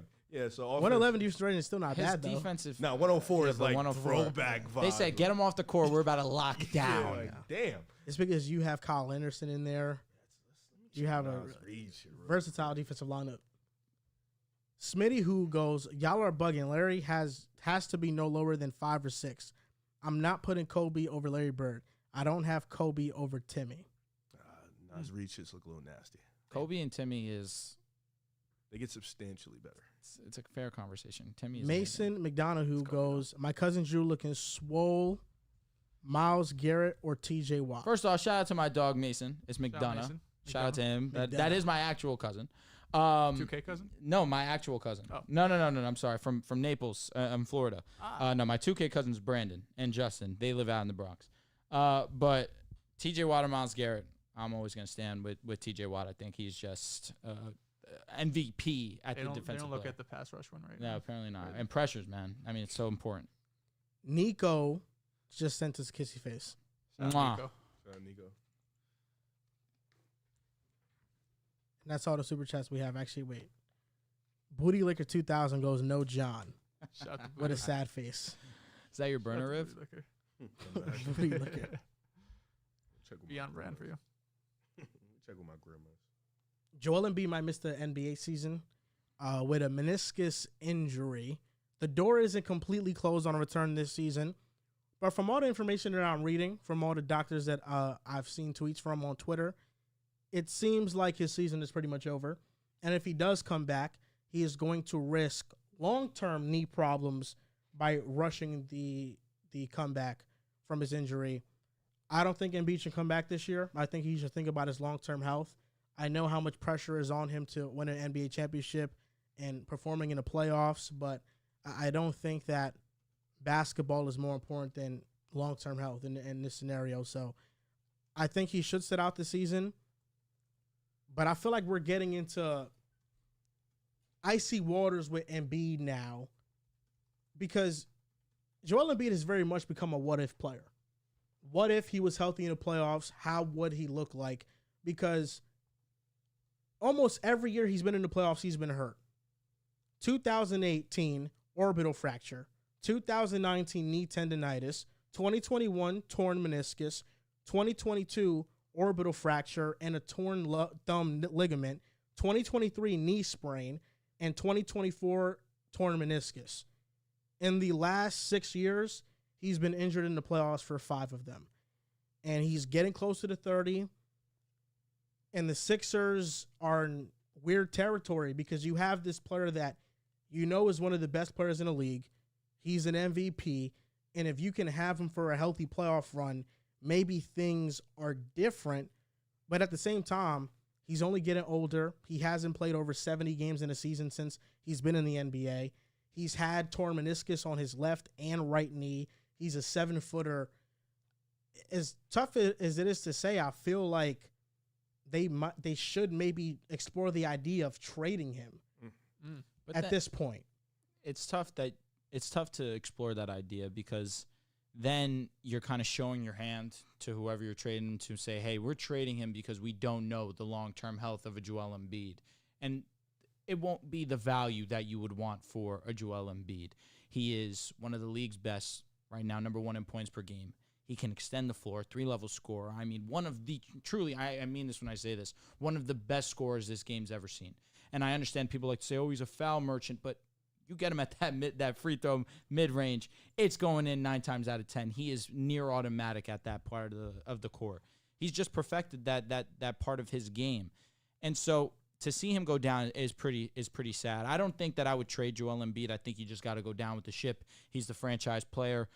You go as far as Joel Embiid will take you. That's been evident in the playoffs, unfortunately, where you mentioned it. 5 of the last 6 times they've gone, he's been injured or hasn't played well, and both together have been the truth. So I look at the idea of hoping that he can just get right at one point in time. I don't disagree with you. If there's the possibility that this could have a negative impact for the future of his career, then you sit out the rest of the season. I don't care how great that he's been playing. You don't risk the future of your franchise and your franchise player. But if you can take the chance of him being near 100%, I think you'll take that, especially with the way that we've seen that this Sixers team can play when Joel Embiid's on the court. And we see the level that he can play at, obviously.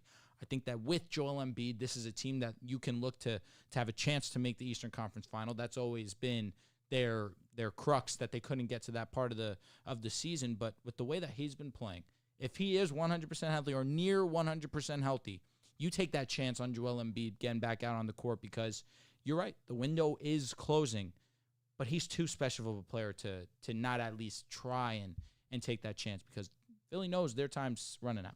They have a big offseason coming up. They have only 3 players under contract. They're going to have $75+ million in cap space. They will have to re-sign Tyrese Maxey, Tobias Harris free agent. So they have a lot of flexibility this upcoming offseason.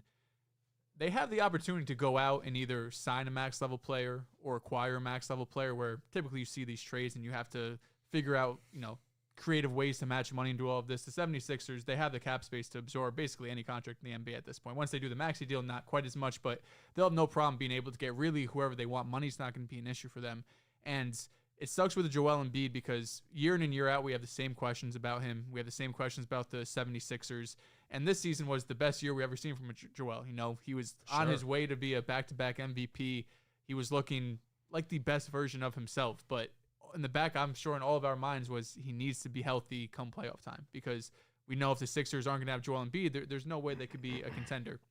So I'm hoping that, like Joel mentioned, I hope that he takes the long route here, right? Getting back in 6 to 8 weeks when you're 7 foot, 300 pounds, when you've had knee injuries, when you've had lower body injuries in the past, it seems like you're asking a lot out of that guy to have some sort of quick fix, come back in a couple months, then make the playoff run, because I have a hard time believing, number one, he's going to be 100%, so we know he's probably not going to perform, so the questions and the comments that surround his name are not going to get better, and the bigger concern is what happens if he re-injures it, right? This becomes a 4-month or 6-month type injury. I feel like I've seen it online, like if he re-injures that, is he out for a year now, and all of a sudden you might miss him for 2 playoff runs. So I think the Sixers have to be on the side of caution, but you're understanding, you're going into this offseason with Maxey is a bona fide star in this league.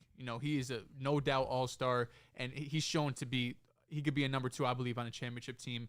And you have cap flexibility to change what this team looks like. Like you've gone through different eras with Joel Embiid, whether it's Ben Simmons, Jimmy Butler, Harden, Maxey. You've gone through all these different eras. You have another chance to kind of reset this era, and now it's the Maxey era. Who's that third person you could bring in and really try to complete this team? But unfortunately, this season for Philly, it seems like it's going to go to waste. I think I was talking about it, I want to say last summer or a little bit before that. I thought like next year would be the year he get traded. I thought he'll have, a great season, but this playoffs, unfortunately, he wouldn't get to the ultimate task of getting to the ECF, and I thought he would get traded to the Knicks or something like that. It'll be a big move. He gets away from Philly.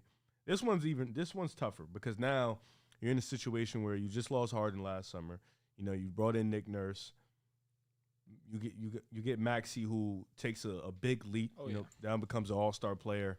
You seem like you have a much better team than you did last year. The depth is there. Tobias Harris has been hooping. Kelly Oubre's been there. He's been a cheap plus. Patrick Beverly, like you got some guys. And then Joel Embiid, he improves in every way in his game. As a playmaker, as a scorer, just getting to his spots, as a shooter, everything. Defensively, he's been great. Oh yeah. And then boom, he gets hurt. Meniscus tear. I've seen it before. I'm a Bulls fan. I've seen it through Derrick Rose. It's tough. And for a guy his size, like you mentioned, 7 feet, 300 pounds, already dealing with a plethora of injuries in his career, it's tough. Now you're dealing with a torn meniscus. He's going to get pressured to come back. He's going to want to come back. I believe that, no doubt. I think when you're a team this good, outside of Boston, you have a chance against every single team. And even Boston, you're going to give yourself a slim chance because you have an MVP caliber player. You have an opportunity with Maxey to kind of prove the doubt is wrong, make it to the first ECF in a long, long time. I think he's going to get pressured to come back. I think he's going to push to come back. I can see him coming back. I would like him to sit out. But then now you're 30 years old with multiple knee injuries. It's hard for you to play full seasons. You haven't played one in damn near forever, probably never. You haven't even played 70 games in so long. It's going to be tough. You got to pay Maxey. You can bring in another guy, but the free agency this year is going to be pretty mid. And then the only way you can get another guy is through trade, and you don't have a lot of assets to really throw out there in terms of young stars or draft picks. So they're going to be put in a little tough position outside of paying guys. And I think outside of DeMar DeRozan and like Siakam and stuff like that, you can't really get another prime time superstar. So you're going to kind of have to go with one of those guys. So I think this is tough for Philly. I think, especially you just see Maxey go for 50 points the other day. You know, he's been hooping. It's going to be really tough for them to kind of figure this out. And I feel bad for this Philly team because this team, I legitimately thought this was a really good team. This is the weakest the East is going to be in a while. The Bucks with Doc Rivers, they've gotten worse somehow. They're blowing leads left and right. They're one in three. The Jazz game was nuts. 40-14. Jazz game was so nuts. Insane. Yeah, You're a damn guy. they look worse. Says who? I thought you were, honestly.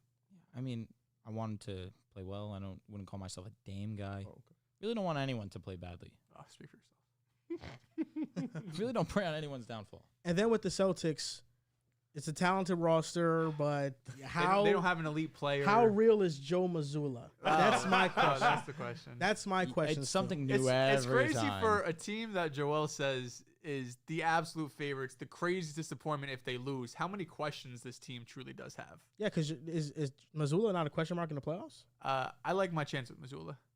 You think that you're fine with him? He's a great elite level coach. I don't think he's proven he's an elite level by any You means. think that in the series he gets out coached by Eric Spoelstra or Nick Nurse? Spo probably. Nurse maybe. We'll see. Spo 100%. Spo has Spo's like Spo. He's Spo out is coaching every everyone. Spo coach in the outcoached league. Like, I'm anybody. fine with that. Is Mazzulla still not a question mark? I'm not even getting it. It's not a I mean, you're Mr. Mazzulla's not top 20. He's shown me a lot this year. I'm going to be Okay. honest, man. He's shown me some good things. Take the target off his back.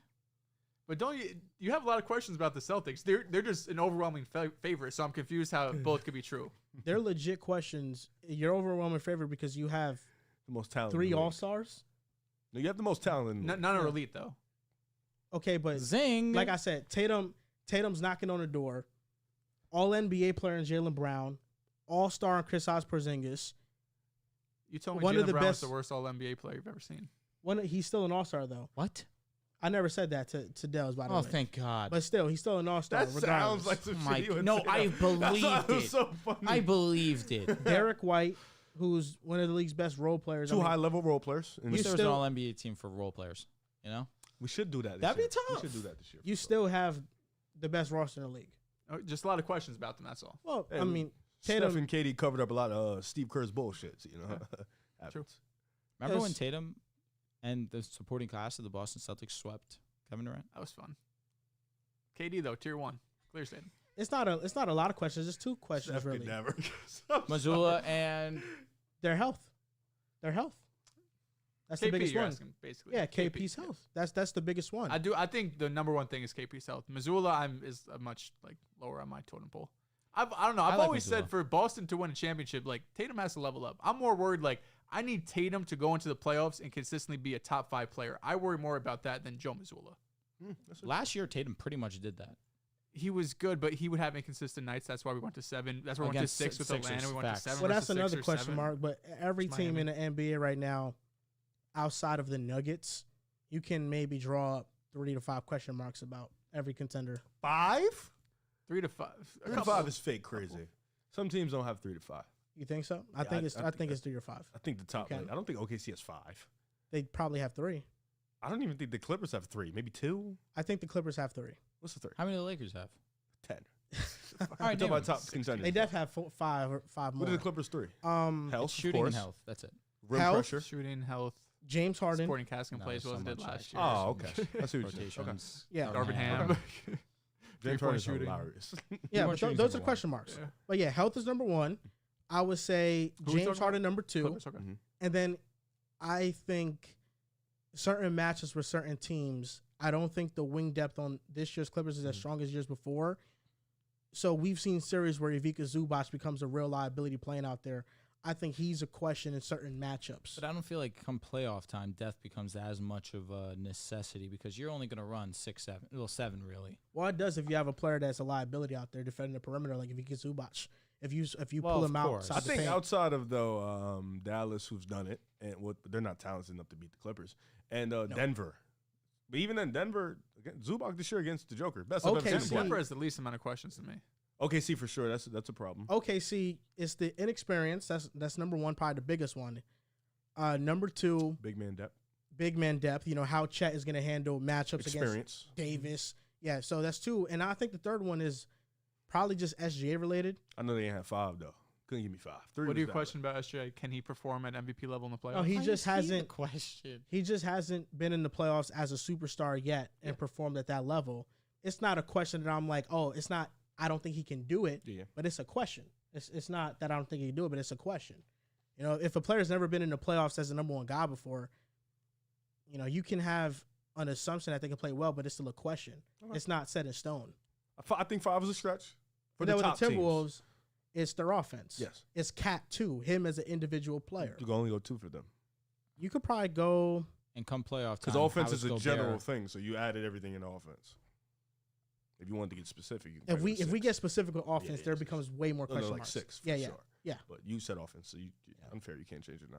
Well, if I'm going by No, criteria, shooting, No. You said offense. ball security. Yeah, offense. We're Yeah, here. there's a Playmaking. lot of categories. I won. No, it's still 3 to 5 questions. No, Is you've this, only is got this 3. Clippers Wolves? No, we're saying how many teams can he do 3 to 5 questions? I think you I can only think get the 3. every contender in the league has question marks about them. Man, 100%. 5, no. I I'll think give you they're 5. they're probably the least amount with the Celtics though. I think there's the least amount of questions with them. I would say Denver, but I think Celtics Oh, you're is right. like- You're right. My bad. I forgot about Denver. Yeah, I think Denver first, or least, I guess. Yes.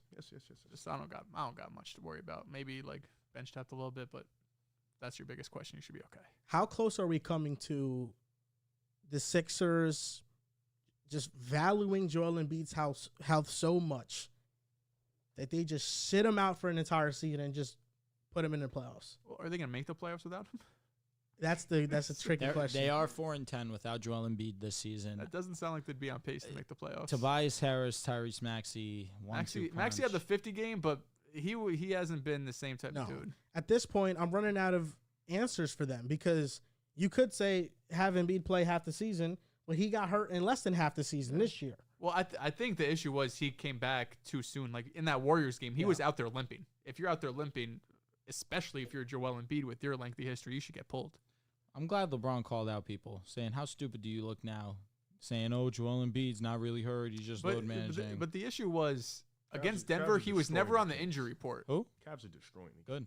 He was never on the injury report against the Nuggets. Like he had said a day or two before, I'm playing against Denver. That was It was right like an after hour the Spurs before. game, right? Like they smoked the Spurs. He has got the hurt in historic that game too. Yeah, he gets banged up. But He says he's good. There's no injury report, and then it comes out last minute. Then everyone's like, "Oh, like you're playing against the Spurs, but now you're playing against Denver. You don't want to play them." He hasn't played against the Nuggets in years. But yeah, home, obviously, yeah. if you're out there limping, no one's gonna talk shit about you. You know, like you're hurt, get out the game. But hopefully, he comes back healthy next year. I don't know. I felt like, it's good on LeBron for calling it out, but I would expect Embiid to not play or the Sixers doctors to hold him back They've from done playing. a great job of holding him out games. It's more of a problem with the Sixers of like, I mean, yeah, you can criticize the media all you want, but Why are you listening to the media? yeah, really, it's it's almost the impossible medical not staff. to. We have a job. They have a job. I get it, but it's impossible to dodge, dude. A lot of guys do it. Dodge it? The great ones. I mean, LeBron clearly doesn't dodge it. The Joker dodges it. He does. That's a Kawhi rare. dodges That's it. a rare. Steph breed. dodges it. But no, Does he? I think it's different Have from you ever heard him players really? than But medical they go read back it. and forth? They read it. Is my Oh, of point. course they're gonna read it, but That's all I'm it's about saying. can you read it and not let it affect you? But was this Embiid Kevin or was Durant this the fucking medical reads staff it. saying he's good to go? Huh? Was this Embiid or is this the medical staff saying play through it? I'll be Like, honest. I think think it was Embiid. Embiid. Yeah, I think Embiid. If this was Embiid, I this think he is let his fault. he let the people get to him. Embiid was trying to play against the Warriors. I'll be honest, bro. You're the medical staff of the Sixers. I would've Your said it's top priority is Joel I- Embiid. I I will see him never- limping. Joel, I love you. Come out the game. We got to get you right. You're 1,000% right, Joel. Excuse me. But if I feel like I'm okay to play, I'm gonna tell Nah, the he started staff the game I'm good to limping. go for sure. But that was a mistake on his part. Yeah. He should have known I'm not good to go They kept They him got to in. know his body too. Like to a degree. But if a guy tells you, "Yo, I'm good, I'm okay," it does not bother me. I do that all the You time. can only take exactly. That's why I said it's Embiid's fault. Like, why is the media getting so much I scrutiny? know, but I What you gotta say? I was No, gonna say, I think the but- Sixers like they have whole medical staffs to take care of Embiid. They're- Which is worse because it's- Drew even tells me stop, and he's not a medical staff guy. not anymore. I'm out the game. You feel me? The reason why I blame media is because they call him names for not playing against the Nuggets. They think that pressure say to play. Exactly. So it's a little bit of both, which is the media being critical on Joel our fault? Embiid, who's, I mean, listen, I've never been critical about him for missing or any player for sitting out. But again, you go and you criticize him for for not playing because he's load managing like they've done with Kawhi Leonard, like they've done with other superstars, Anthony Davis, who's played an X amount of games, but you miss one game, oh, he's street clothes. Oh, he's ducking Nikola Jokic. Kawhi Leonard doesn't love the game of basketball. Yes, the media has done this to players where now they feel a need to go out there. And that's why, again, I respect those guys who have that mental fortitude, but not everyone's built like that. Again, Kevin Durant, all-time great. He's actively on Twitter defending his legacy. I love it. Respect the hell out of him. But I think that's different than playing in a game because, of course, but that's not what I'm trying to go pressure. for. All I'm saying is you hear this noise and you're just like, hey, I also want to win MVP again. Yeah. I'm trying to go back to back. I now screwed myself in the long run, but media initially coming out and trying to make him look as if he's not this tough basketball player, it kind of makes a player feel away. Did you guys know the Texans retained Bobby Sloan? I did. Yeah. Two of both the Lions and the Texans. It's up. Back-to-back division. It's just difficult because Colts are on the rise, bro. Don't care. Because you should know your body and whether to play or not. Like, I understand it's hard to dodge social media, and it's damn near impossible to dodge it.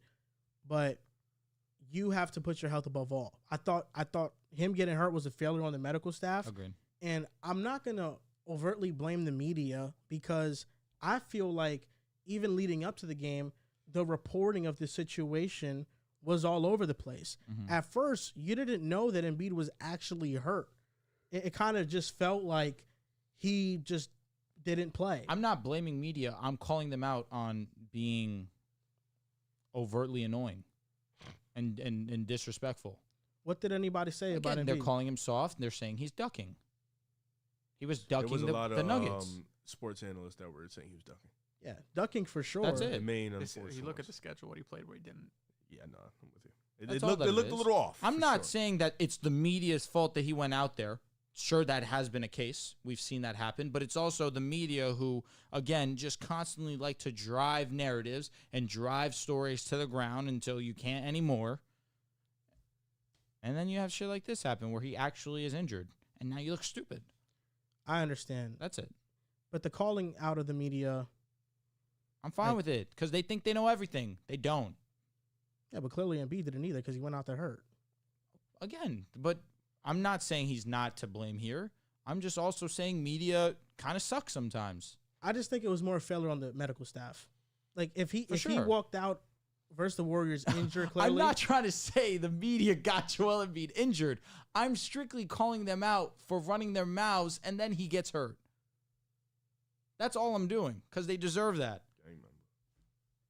NBA trade deadline review or preview. I have 4 trades here that I want to see. All right, let's hear them. My number 1 is with the Knicks. I want us to get Malcolm Brogdon. I have that too. Okay, draw it up. Let me hear it. So, Knicks receive Malcolm Brogdon. The Blazers receive Evan Fournier and a first-round pick. I don't want Quentin Grimes gone just yet. Not bad at all. I'm close. I'm close, but I don't want him gone just yet. So, I think Malcolm Brogdon, we get him for Fournier. He's not playing for a first-round pick. We're good.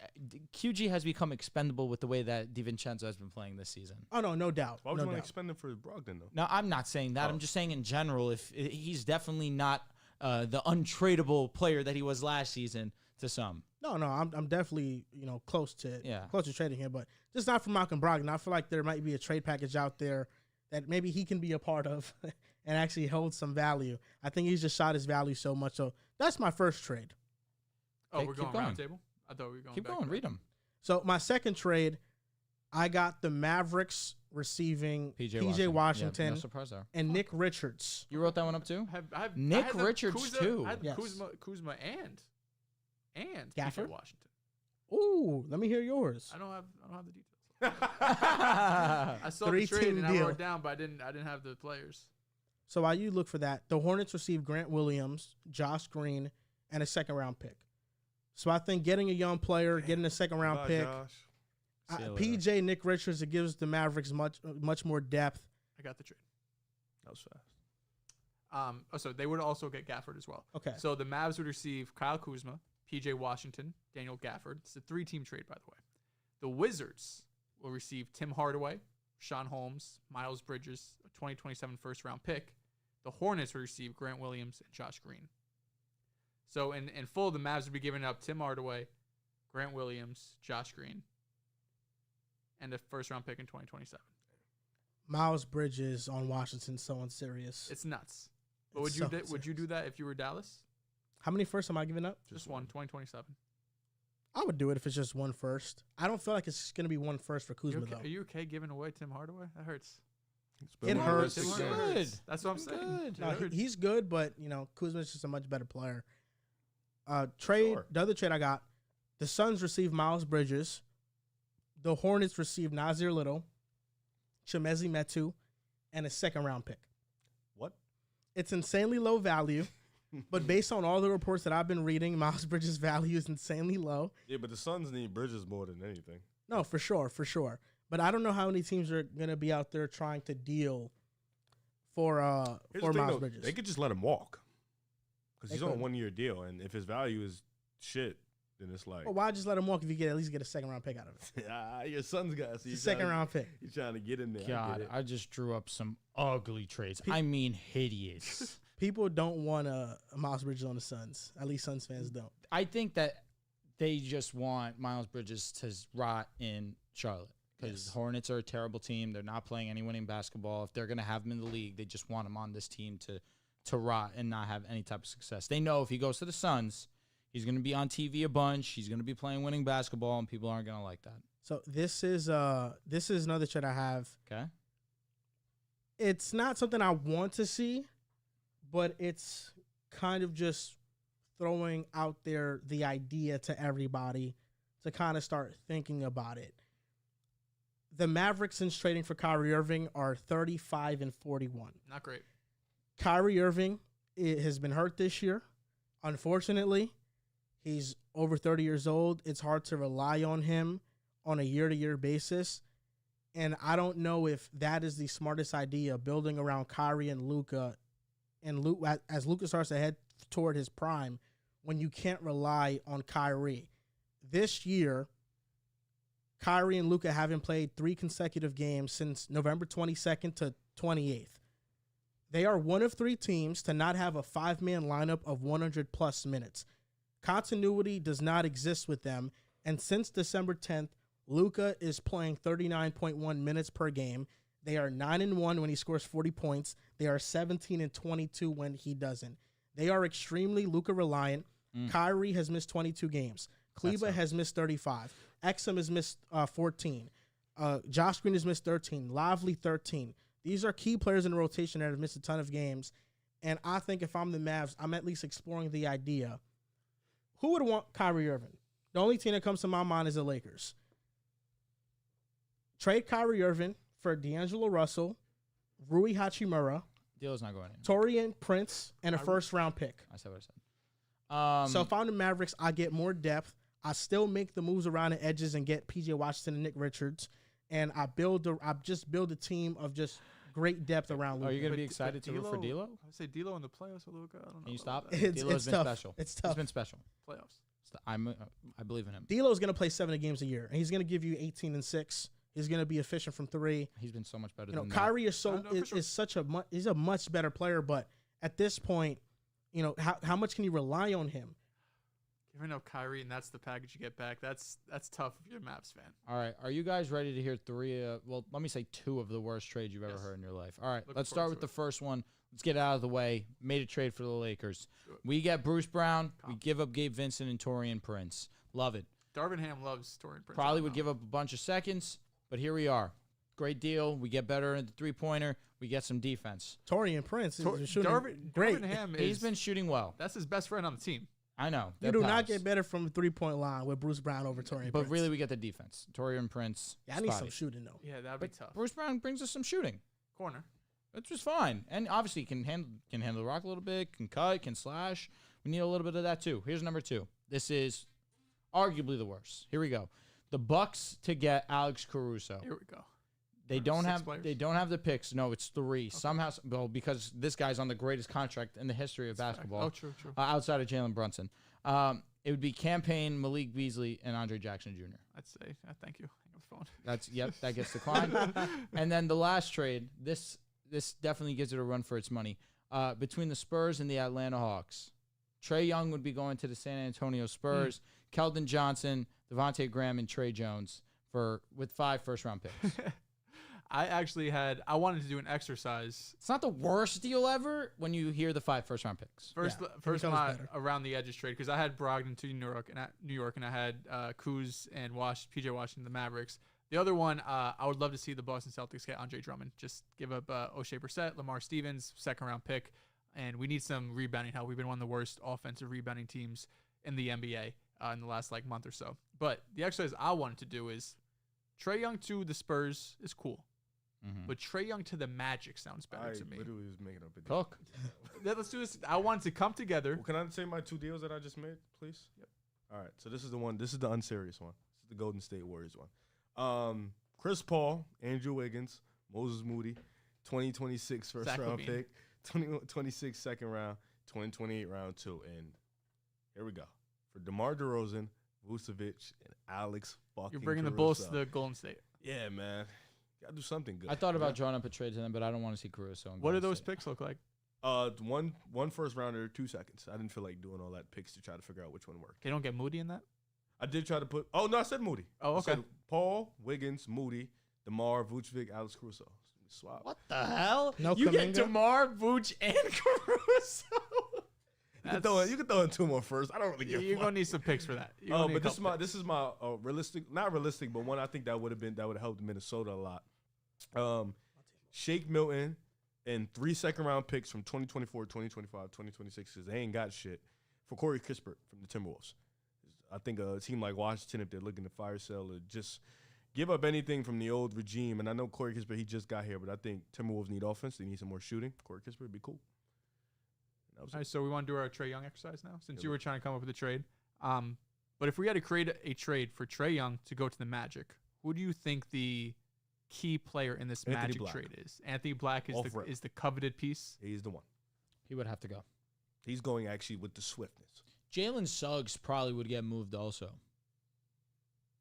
You need to make up $40 million.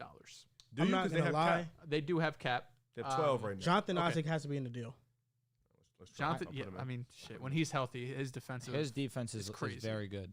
But I think that they could move off him knowing the injury risk. And then on top of it, you have Paolo. You have Wendell Carter. Goga has been a solid backup. Obviously, nothing crazy.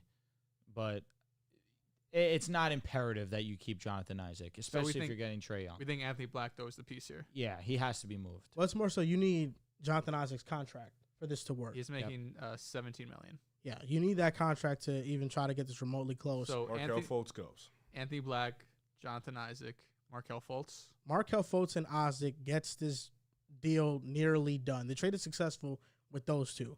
So I think a deal built around those two is something in It's here. Jonathan Isaac, Markelle Fultz, Anthony Black. First round pick from 2024, Denver's pick, 2026, 2029, Trae Young. Is that 3 firsts or 4? 4. 4 One firsts? of them was Denver's, though. And you get Isaac, Suggs. You don't have Isaac, Fultz, and Black. Oh, Markelle, you don't have to pay. You can let him walk in the summer, and then Isaac. 4 firsts, Anthony Black. That's a pretty good deal. Jonathan Isaac, too. Get some upside there. What deal sounds better to you? That one? This one. Or it's not even close. You're not a fan of Keldon Johnson? Trey Jones? Wait, what was that deal? It sounded shitty. It was. Trae Young, Keldon Johnson, Devontae Graham, Trae Jones. Let me look up exactly. Yeah, Trae Jones. Them 4? No, those 3 for Trae Young. What the fuck? Yeah, it's not. It went through.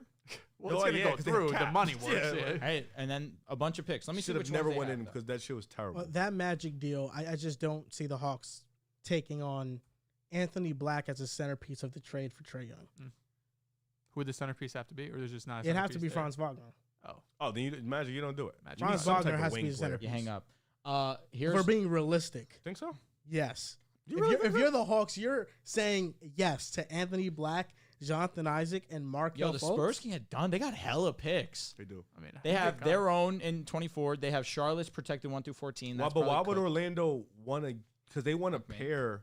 Sorry, they want to pair a star with Wagner and Banchero. Yeah, they want that third piece. Yeah, they want Wagner's the third piece. They want that 1 piece, that 2 piece, or whatever they want. So I don't know. I mean, for sure, but if you can't have everything. Your cake and eat it too. So if you're the You could throw Magic, more picks I don't know. in. They have picks and young players. I know, but you can't have everything. So if you're the Magic, it's like, would you long term rather build around Franz and Paolo or Paolo and Trey? Of course, Paulo, because Oh my of God. talent, but Things get dicey already because the Spurs already have a bunch of Atlanta's picks. Facts from So DeJounte. maybe that they right their wrongs. They realize, hey, we fucked up. Take our picks back because they have their 25 in the Spurs are just going to send a their plethora of first and picks. 25. Facts though, they have the pick swap in 26. Damn, yo, that trade's crazy. And they gave Atlanta a 27 first, no protection. These no protections are tough. I know the idea of that trade sounds good, but like the first round picks Orlando's given to Atlanta aren't going to be high first round picks. Probably not. With this young of a team plus Trae Young, that's going to be one at the back end of the draft. I feel like we're overlooking my trade for the idea The that Spurs, they would get Atlanta's picks, their own picks, with trading Trae Young. But So it- they're gonna get they're gonna be bad. They're the gonna players are better here, and that you're going to get picks. not too. disagreeing. But again, you get your own draft pick. You control your own destiny. Plus, you get a little extra picks. Same You get thing with the Spurs Hawks. picks. If I'm dealing with the Spurs, the first name coming up is Devin Vassell. Okay, I need Devin Vassell and Keldon. I need both. both. Keldon's What if gonna I have told you- I'll be bench honest. now. If I'm the Spurs, you can have both. What if I told you I could do that? Yeah. if I Like, told you Devin like Vassell they're hurts, but replaceable? So Keldon. go ahead. Keldon, Devin Vassell, Trey Jones would like the backup point guard in Trey Jones. That's why I tried to keep Devin Vassell. But hey, if you want all three, you have them. You get Atlanta's first back in 25. You get Atlanta's first back in 27. You get my first round pick in 24. If you want another first round pick, you're gonna have to wait till 28. I think any Trae Young trade starts with a star player being moved in for him, or a star level potential player. Was Donovan in Donovan's trade? Was there a star level player in that trade? Don't say hindsight because Laura, we know what No, he there was, was not. but there was. There was a young promising But what player. was the main item? A young the picks. promising player. The picks. Colin Sexton too. He just averaged 25 a There's game. Keldon Johnson. I'm going to pick. Keldon Johnson's got some. Wait for this week in the NBA. Have some respect. You're right. We yeah, are. We said young promising player at the time. Oh, Sexton you was thought I promising. was going to peek as you said that? No, I thought. Yeah, that's what I thought. No, 100% was because you were about to say some nonsense. Yeah, No. Keldon Johnson, Devin Vassell. Colin Similar. Sexton was crazy. Laurie Markkinen, Colin Sexton, O'Shea Agbaji. Okay, I said what I said. Well- Devin Vassell. It was cool. And then, like, I'll be honest. I'm going to be completely honest with you. The more and more Colin we cook, my Sexton- trade looks better. Once Colin you threw him Sexton, Vassell, it's OG respectable. Abaji, Anthony Before Black. that, it was ugly. bad. Laurie Markkinen. Laurie Markkinen was the one, but even then, he was kind of like, He was questionable. yeah, he was questionable. Like, Anthony Black's potential, a few of Anthony those Black- guys. Anthony Black was just a top 10 pick. Yeah, it's like, No, I know he And was. Devin Vassell's like that. But Anthony Black's play style I'm really selling this. is more so shooting and being a complementary piece. At the A moment. Swiss yes. Army knife. Yeah. You know, but even I don't know if Anthony Fell Black off. has like top 10 point guard in the league type potential. That's your guy. But that's why you get him in Pre-draft, Atlanta, you figure it pre-draft, out. You might have been saying That was your guy. That is my guy, but I understand it'd what be his better game, name him. I know what his I game know. is. And Scoot. He did say Scoot. I didn't say Scoot. I think never you said, did. you said Scoot was over Brandon Miller. You called Brandon Miller a bust. Compared to Scoot. Yeah. No, still you called him a bust. That looks essentially. crazy Compared right to now Scoot. at the moment. You Scoot called been him hooping. essentially a bust. Yes, Scoot but been Brandon's hooping. been- I said compared to Scoot. Respect him. Scoot's been hooping. It's not like he's a bum. But And with this conversation that we're about to have later in the show is a little preemptive, if you ask me. Okay. You tried to pull the trigger on it because Brandon Miller's been hooping. I'm just saying a little preemptive. Me personally. no, You it doesn't had- have to you be had any options damning Because Damning I've been doing my homework on both. I have to because people are trying to throw accusations on my name saying I said Brandon Miller was a bust. But Miles we'll talk Bridges about it a has little later. 33 against Joel. That was pretty close. Against us? Yeah. You're up 15. Okay, nice. Don't care. But every And deal that's you huge need for you need a star level player in return. At least for Trae Young. Promising, yeah. Yeah. Keldon Johnson, Devin Vassell. Done. Devin Keldon Vassell would be the Johnson one. is a negative player. He Devin is, but Vassell would don't- be the don't, one. Don't tell the Hawks that. Wait, Colin Sexton was sort of a negative player though in Cleveland. He was. They, Kind were, of. they were winning in spite Although of him. one of the three losses that the big three Nets took was when Colin Sexton Sure, went off he for 40. Insane. I'm not moved by that. Nah, I'm just saying. History. Beautiful. It was cool. You know He's been what? playing You know well who's this year. another one He of the has three been. losses? Was it? JT when he dropped 50. Oh, it was. That was that. I thought that was in the Gotta playoffs. get one. That wasn't. That wasn't playoffs, the playoffs. but that's one of the three losses Oh, that they had. shit. Yeah, They when were the counting big those. three were Ah, together, yeah. they did not lose. Hate that they couldn't stay healthy. You know, Kevin Durant lead his team to the It's promised okay. land. The Spurs trade package is better. Bang. But the Magic one, I think, yeah. I mean, would you do it? You That could one? also send Trey From to the Atlanta? West, which is All right, course let's not. let's say what they are in total again. You said yours was There's not many I'll go back to it. There's not many deals I do for Trae Young, you know, like regardless. We're just living in a beautiful. So Jonathan, hypothetical. Yes. Probably not going to happen, but if it does, Heard it here Jonathan first. Isaac, Markelle Fultz, Anthony Black, 4 first-round picks. They're sending that for Trae motherfucking Young. All right, and my package would be. Oh, this is for Orlando. Come again? I said what I said, baby. The package for the San Antonio Spurs to acquire Trae Young would be Keldon Johnson, Devin Vassell, which would be the highlight of this deal, Trae Jones, 4 first-round picks, 2 of which would be Atlanta's, plus, of course, San Antonio's for Trae Young. Give me mine. That's a much better. And you trade get us package. to the West. And you Goes control solid. your own destiny. Here's You the have thing, your how own many of picks. those first-round picks are back-to-back? Because now we're playing the Stippian rule. You know what? That's true, but I wonder they if have the it Hawks would be picks. different because of So the they Hawks. could, yeah. You can't You trade still your can't trade draft picks consecutive back to back. back-to-back consecutive Even years. if they're If not it's- your own. If it's opposite teams, I think it's fine. No, it is. It is. Yeah, It it's is not fine. your So pick. what's It's the just year? not your own. Valid. All right. So like I said, they would get the Spurs 24 first. For sure needed that. They would get Atlanta's 25 First first. 24 first is kind of nuts. I'm not gonna lie. That's like a top 10 pick. I think Yeah, I This would do draft, it. though, it's like I would do it. I would do it. It's whatever. Because the Spurs would keep their pick in 25. They would trade 25 Atlanta. Back to them. Yep. 26. They would trade their own probably. Yep. And then They 27. could get 4 they get consecutive Atlanta's. picks year after year. Yes. They need them. You probably can't do that with the Magic. And they unless have the extra picks. Kings. And why that Technically, no. It'll be 2024, Denver, 2025, 2026, and 20. and why that trade would be awesome for the Spurs, even still with giving up all that they are, would be that they still have probably one. And they have the Kings pick this year because it's protected in the No, lottery. Toronto, 1 through 6. That's the pick you're talking about. No. They have Toronto's pick protected Atlanta? 1 through 6. Oh, I'm sorry. I'm No, talking I'm about thi- the Spurs. Yes, I was saying Atlanta. Gotcha. No, but I'm saying if I'm the Spurs, Because if they bring in that, they Yes. also have, because the Kings will be a playoff team, that's lottery protected, so it goes in the back. Atlanta gets that pick also. So you probably have 3 first-round picks this year. because they're not back to the Spurs. They're not going to get Charlotte's pick because it's protected 1 through 14. You'll get it next year. Toronto's is protected 1 through 6. They have a chance to get that pick for sure. Toronto might be. Then next season, again, if they're losing Atlanta's pick, they still have their own first, and they have Chicago's protected 1 through 10. Then in 26, they have the pick swap rights with Atlanta. Then they have their own, which they, of course, would probably be trading to the Atlanta Hawks. They still have picks of their own. They have so many first-round picks that they have a luxury to make this move and still potentially get better if they aren't immediately a success. If you're the Magic and you get a call from the Hawks and you say, "Listen, we'll trade you Trae Young. We want Franz Wagner, Jonathan Isaac, Markelle Fultz, no picks attached, just straight up." You're not doing it. I would do it in 2 seconds if I'm the Spurs. If You're the Magic. Yeah, no you trade picks. Franz. Yeah. No picks included. I get Franz. I get Trae Young It's and tough. Paolo. Yeah. I like Franz a lot. Franz is probably- not that type of player, respectfully. You probably do it because Trae Young is going to give you a higher ceiling, but you're still going to look at this team and be like, even though Paolo is going to progress, you're going to need another piece. You're going to have to find a third piece for this team. So it's not like the final piece. You automatically get better at three-point shooting, which is a huge negative Yeah. for It's one of their biggest Magic. weaknesses. It I is. mean, offense in general is a weakness. no doubt. This week in the NBA, I've also realized my trade for Bruce Brown. Nothing good. I got Steph Curry changed his bio. I don't know if you guys seen that.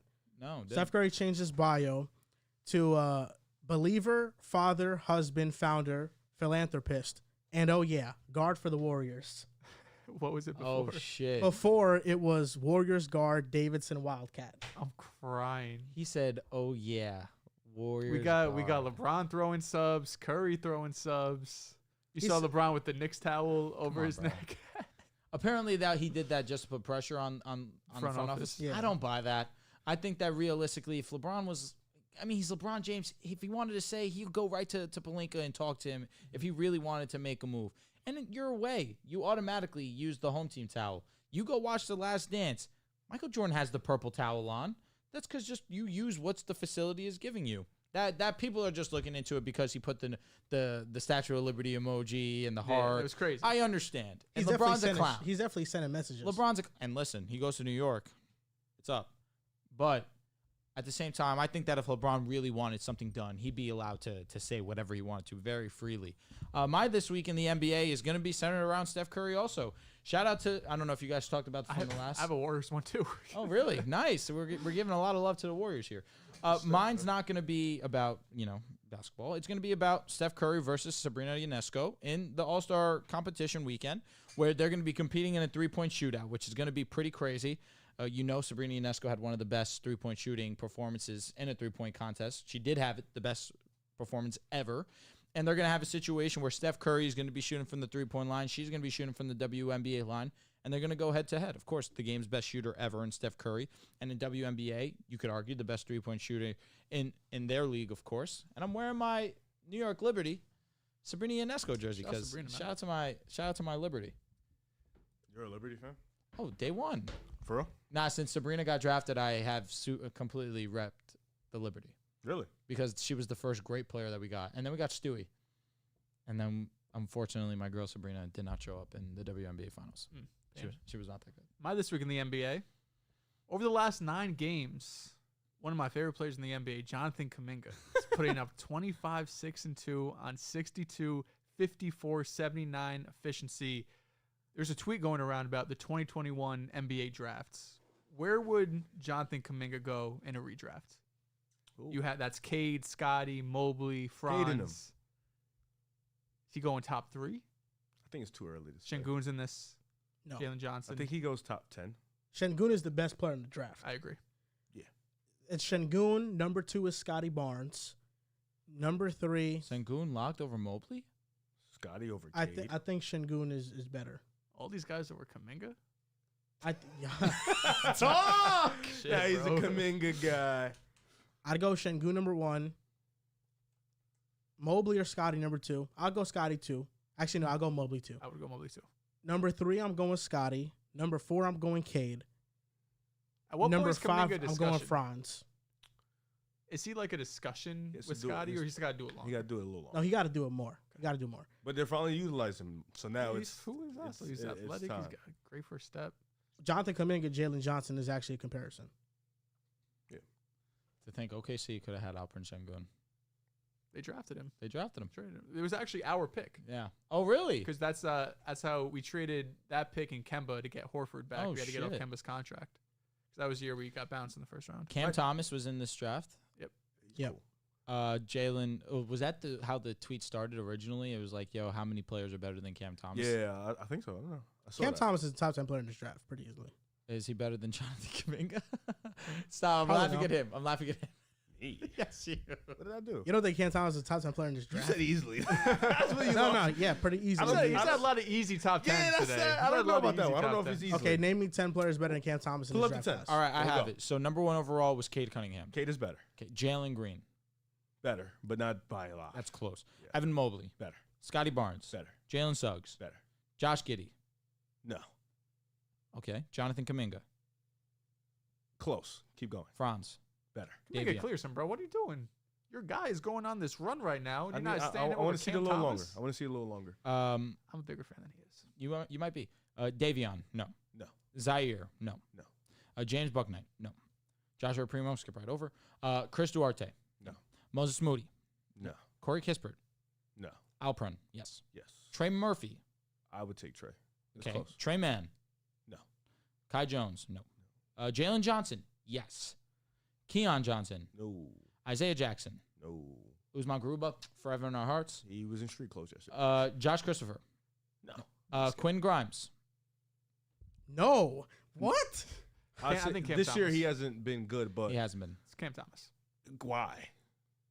He's better. Because he scores better? Yeah. I guess. He has. Quinn, if Quinn Pretty was solid. what he was last wasn't year. really You having a clearly role at the don't beginning like of the Cam season. Thomas. No, if Quinn was what he was last year, Talk your I'd shit. take Quinn.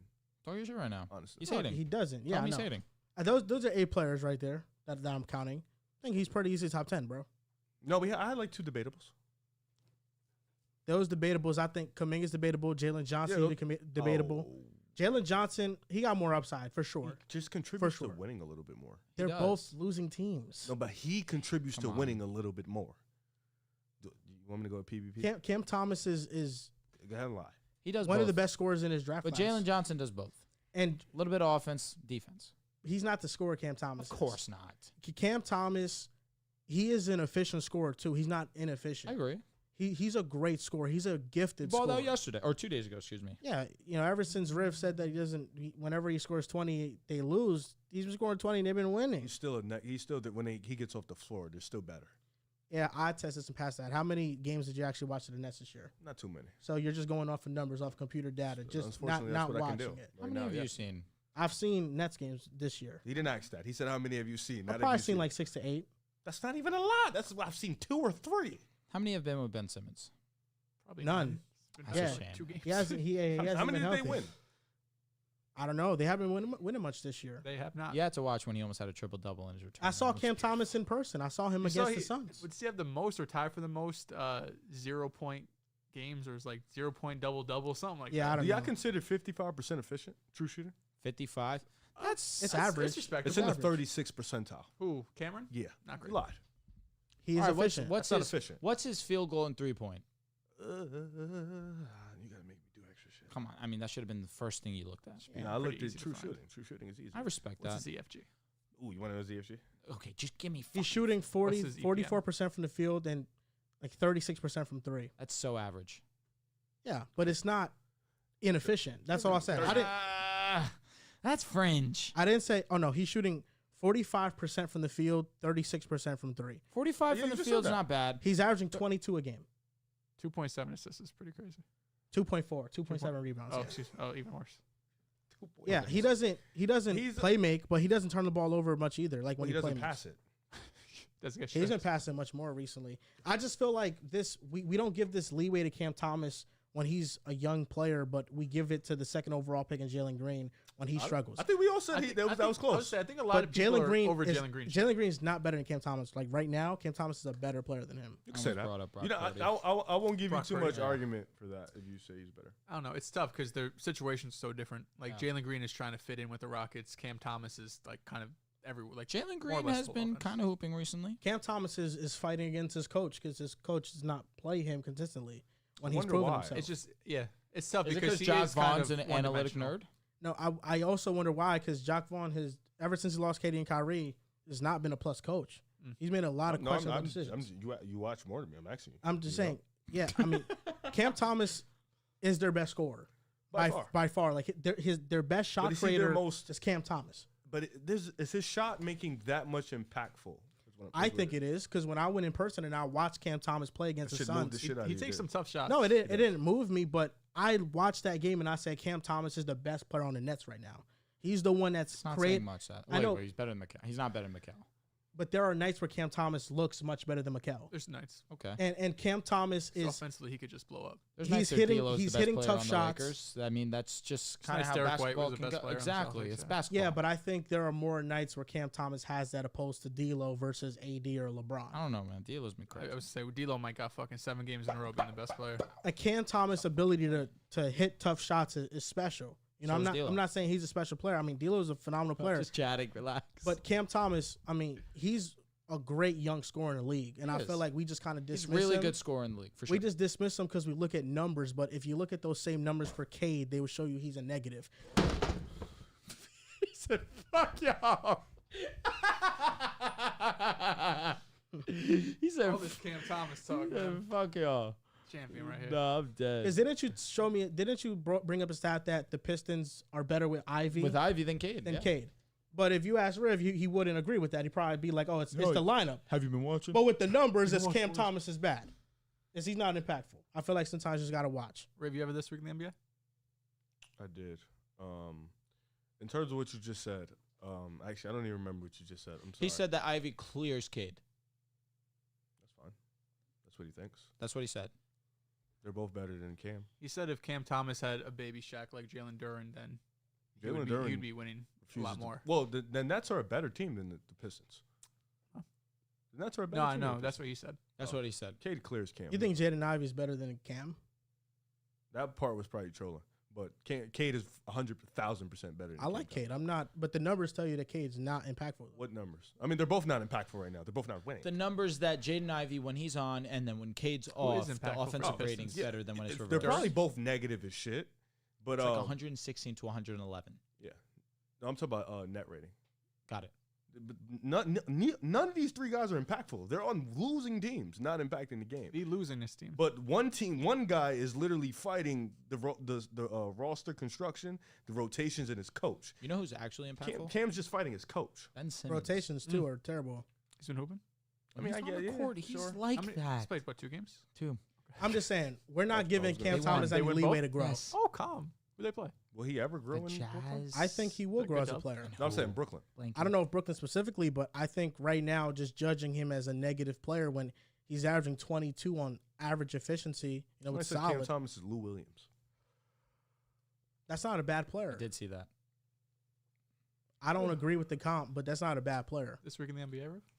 So the Rockets finished the homestand at 2-1, while the Raptors lost for the 10th time in 12 games. That's all not really important. What is important is Cam Whitmore had 25 points, 6 rebounds, 2 steals in 21 minutes, 10 of 17 shooting, 3 of 7 from the three-point line.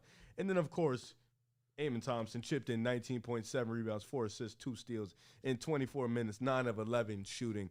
The Rockets rookies have been playing extreme good hoops, and I just wanted to give him some shout-out. Cam Thomas seems like he shoots anything when he touches the ball, and Amen, he's been, definitely a better player as of late, especially coming back from that injury. Starting to ease his way into the role, same with Cam Thomas. And they're both exceptional players as rookies for this roster, and I think Houston is doing a great thing in kind of managing the whole situation the way Ime has got them playing. So shout out to Cam Whitmore. I keep saying Cam Thomas because he's talking about Cam Thomas, but shout out to Cam Whitmore and Amen Thompson, man, my dogs. Cam really proven a lot of people on draft night to be pretty dumb. He's balling the hell out, and I'm happy for him because dropping as much as he did from being a potential top 5, top 4 pick, dropping all the way to, 18, 19? That's insane to me. Nah, he should have never dropped that far. And I think the growth of those players have now made Jalen Green a bit expendable. Jalen Green's playing well as of recently. He's been expendable. He has, but I think now more so where you have foundational pieces. Şengün is taking an all-star leap. Cam Whitmore is showing flashes. Amen Thompson showing flashes. I just think now with Jalen Green, he has to start catching up and being more disciplined on defense. The shot making will come with him with consistency, but I think he needs to be more disciplined on defense, and then he can be part of the court for long term. Kill moves goes. Thoughts on the Rock situation with WWE? Now, it's funny you say that, actually, because obviously I've been in tune. And compared to all these other content creators, I'm a casual, most definitely. I tune in often, but compared to these other guys, I don't have the love for Cody Rhodes like the way that some of these WWE fans do. Shout out to our guy, Nico. He's been on the show. This is the king of the Cody movement.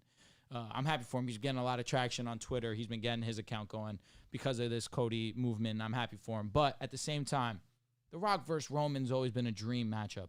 And I do think that The Rock was selfish in throwing himself into this main event in WrestleMania, especially after Cody Rhodes won the Rumble twice, pointed at Roman Reigns after it ended and said, "I'm choosing you."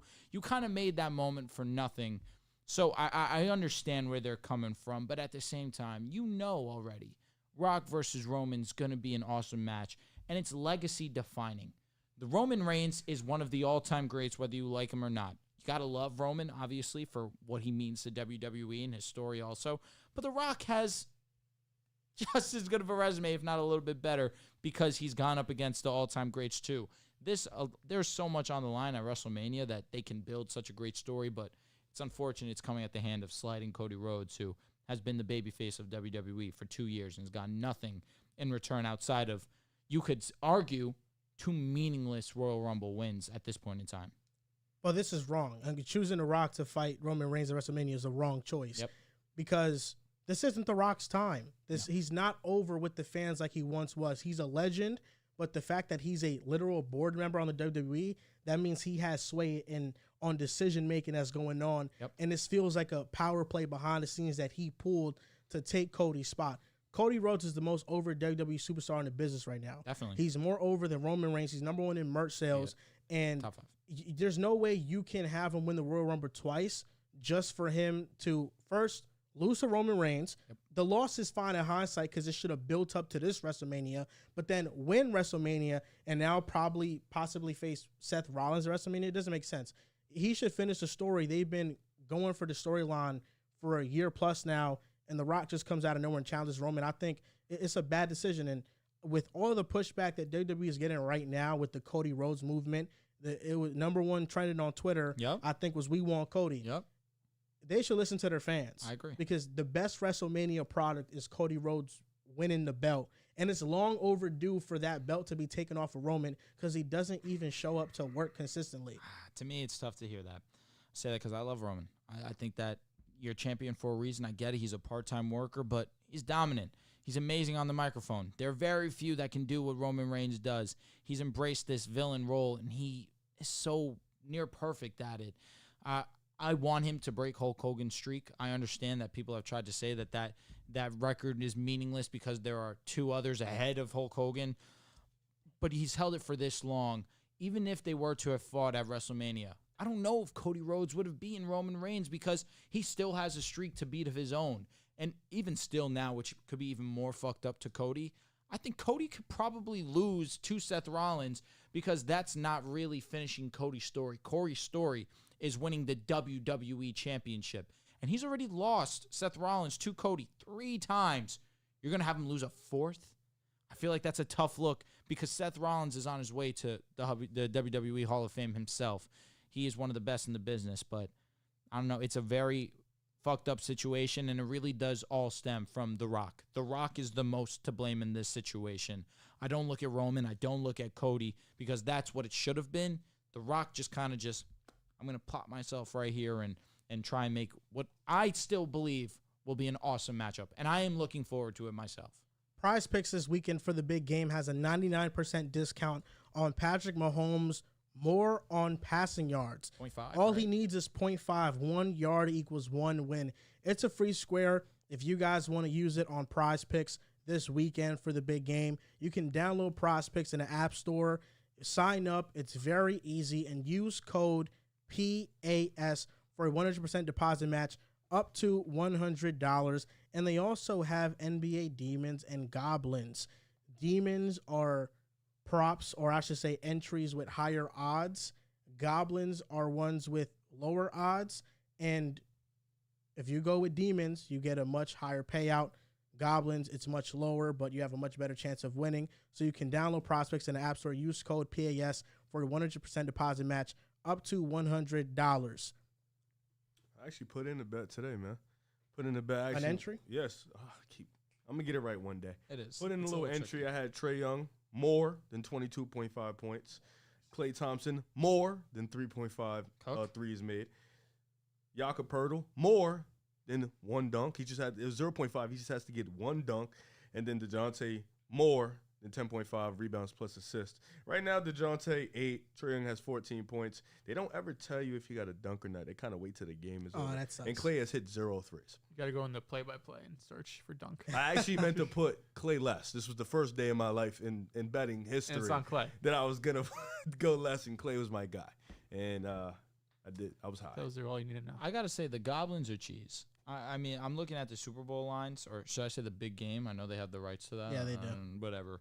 But Brock Purdy is at 199.5 passing yards. That's probably going to happen. Patrick Mahomes is at 224.5. That one might be a little bit tricky, but against this Niners secondary, you probably anticipate he's going to throw for more than that. Travis Kelce, 49.5. That is light work. You know that he's going to have more than that, especially in the Super Bowl, the big game. Christian McCaffrey has to score a touchdown. It's gotten to the point that that's a goblin.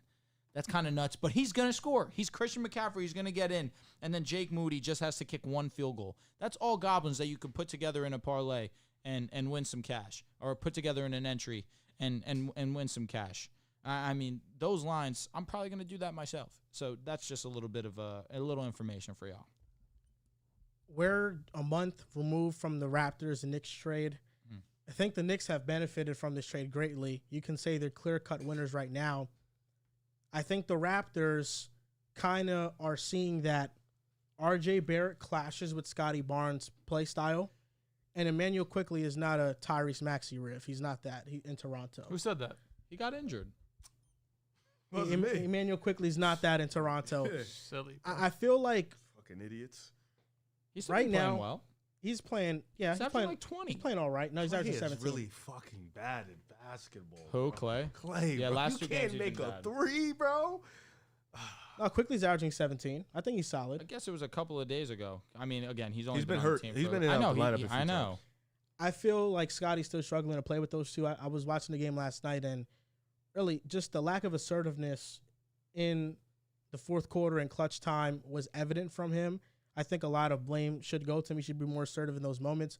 But I feel like it's tough because when you do surround players with younger players like RJ Barrett, who's just 23, and Manu Quickly was young as well, sometimes they want to get theirs. Where I felt like with Fred VanVleet, Pascal, OG, they all kind of knew that the keys were shifting to Scottie, and this was his team. But I think now with RJ Barrett, he's looking at this situation as a situation to reinvent himself and become the player that he wants to become. Since the trade, I mean, with RJ Barrett, Scottie's averaging 18 points per game. That's down from a season average. He's not handling the ball as much. You have leaking situations where RJ's taking those shots. I just think that they're running into a situation where they're noticing RJ Barrett is not that good of a player, and you have to pay Emmanuel Quickly this offseason.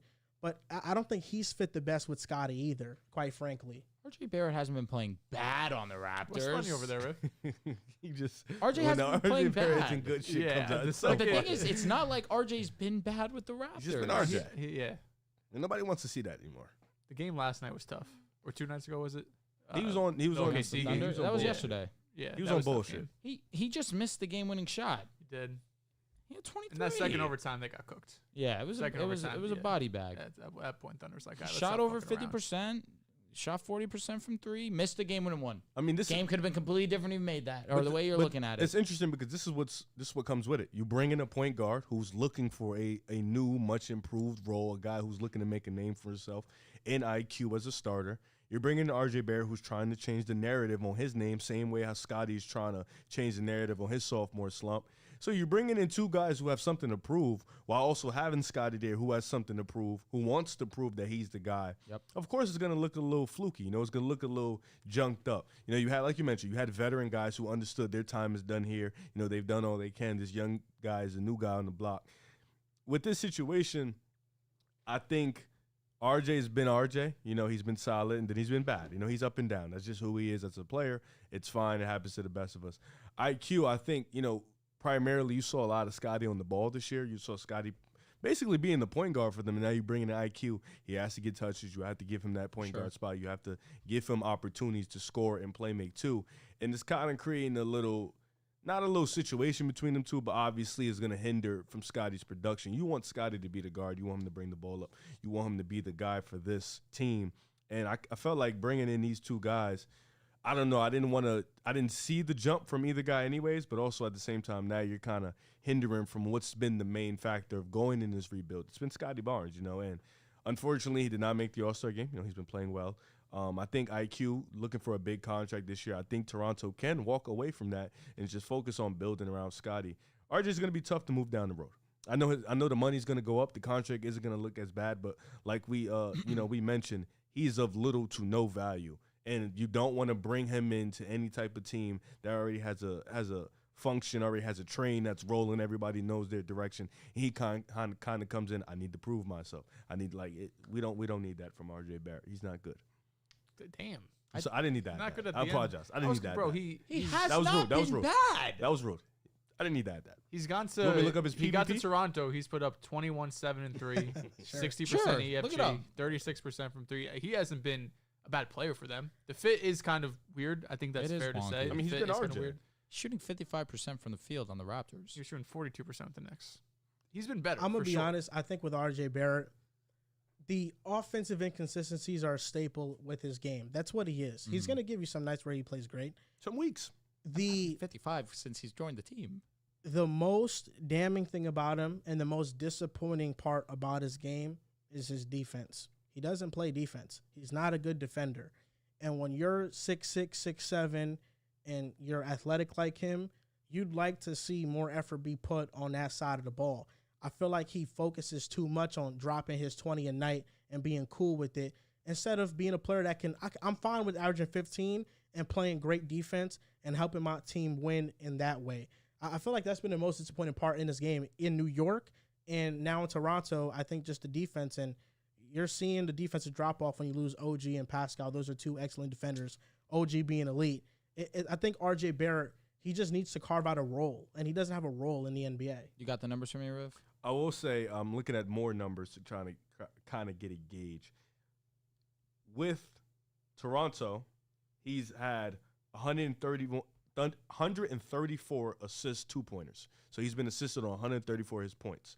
He's been unassisted on 54. These are just two-pointers. Okay. Threes, he's been assisted on 57 of his 3 points. He's been unassisted on just 3 points in the league. So his 2-point assist rate, 72%. You know, his 3-point assist rate, 95%. So he's pretty much playing off ball. Yeah, he's getting gifted these points, you know, by another guard, obviously, or another playmaker, which has been cool. His shot quality has slightly gone up from the Knicks. You know, it's at 0.59. That's cool and whatever. His true shooting, of course, has gone up. Give me the on and off, man. Yeah, let's lock in on the most important thing of all this. So his on and off in Toronto, it's not much of a difference. When he's on, they're a 116.2 offense. When he's off, 115. Defense, when he's on, 121. When he's off, they drop to 117. The Knicks were the same thing. Maybe the defense is just bad. Knicks was what? The Knicks were the same thing. When he was on, they were 118. When he was off, they were 110.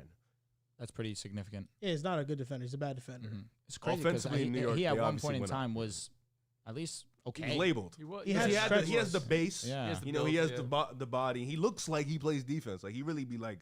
He gets in his stance. Yeah, he gets in his stance. Good stance. He's like 6'7". Yeah, he Is looks. that the Colin Sexton? Yeah, he looks like he's locking in. He's not locked in, though.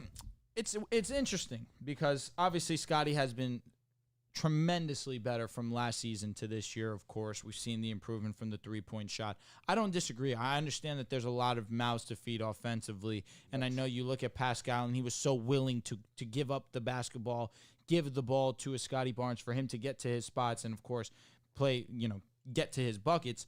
But I feel like that's where we underappreciated Pascal's game. He was a really good facilitator as well as knowing when to strike and be aggressive on the offensive side. And you lose that, of course, when you lose an All-NBA type player in a Pascal. And Emmanuel Quickly, who, again, has been going through some injury, has been up and down. And then RJ Barrett, who you mentioned on the defensive side, not that great, but offensively has not been that bad of a player for them. And he's been playing off ball like Riv just mentioned, which I feel like you guys were just a little bit too harsh and critical on RJ just because of how he's been in the past, which is fine. But I think that Scottie Barnes, they do kind of clash because there are a lot of mouths to feed offensively and not a lot that are so willing to facilitate back to him. But even still, his usage is still in the 91st percentile in the league at 25.5%. He's still a great passer. He's not in the 97th percentile in assist percentage. He's in the 92nd percentile in assist to usage ratio. So to me, I still see him being the primary ball handler on this offense. He hasn't been that same effective scorer that we saw with Pascal and OG. But this team is headed to an obvious different direction. And I think that so long as he ends on a solid note by the end of the season, where we haven't seen him drop off tremendously, I feel like you take that as a win. He was playing at such a great high level to start the season. And, of course, once you take Pascal Siakam out of the situation, he's going to have more attention drawn onto him, which is going to force him to have his numbers drop a little bit.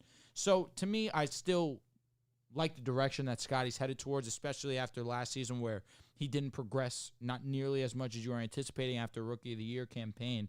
But there's still promise to be had with Toronto. And I just think that just targeting RJ is just a little bit much. Jaylen Brown is considering doing the dunk contest. Oh, my God. Has he ever done it? No, right? No, I don't think so. That would be viral. Yes, we need some star. I mean, the pace the Raptors going on right now, they're going to have a top 10 pick in the draft. Mm-hmm. Well, if they have that, then the Spurs get it. What's the protection? 1 through 6. So that means that they get 7, 8, 9, 10. Mhm. The Raptors keep their pick. No. The other way. Oh, okay. So One the through Raptors, six, the it's Raptors are incentivized to lose games. Yeah. Yes. And they're not far off from like being in that realm. But that's why trading Pascal and OG made a lot of sense. Mm-hmm. yeah. now I in know, it's hindsight. about fucking time. I mean, if you're the Raptors, would you rather pay quickly or just draft Rob Dillingham? No, draft Rob Dillingham. Yeah. 100%. Oh my I God. ain't even thinking twice about it. But how much do you think Quickly's going to make? He's gonna get north for 20. 20-ish? 20, 25 mil. Yeah. I think not 25 crazy. mil might be the floor for him. He was asking for like 27, 28. Brunson made 25. To me, Yeah, that was 3 I years think ago. everyone realized. No, but Brunson, but that was also coming off the playoff run where I he think was yeah. very fucking good. You could have similar. I think they could have a similar number though. Okay. You know. At that time, Yeah. Like, has quickly played as good as Anthony Simons did before his But contract? Simons got paid off of Prove It. Remember, he was averaging 9 points. I think he had a good second half, but he still didn't have a like 6 man in a year type am I year. No, he got paid after he averaged like Yes. 17, 18 a game. Yeah, I was I gonna, thought he got paid after. It was the year he that got they paid after he tanked. hooped. That was when, because that Ooh, was you might be when right, you might be Dame right, hurt you his might be right. abdomen. Yeah. That's when he started to get his usage up He in got ball. 4 years, 100 mil. Yeah, I remember. I remember the great number. contracts. I thought it was. Honestly, all of these Both of them. all of these guards that are Yeah. these smaller guards that could hoop, could score, contracts they age well. Yeah, Anthony Simons, he went from the 7.8 to the 2021-2022 season to averaging, like you just said, 17 points per game. Last year, July he 6, 2022. Yep. Damn, I thought that was before. That was right before. That was Well, right after. a lick of a contract, and then so was Jalen Brunson. Well, the Raptors just figured out their direction. Even if Quickly and RJ aren't long term in their plans, I think they figured out the direction. Yep.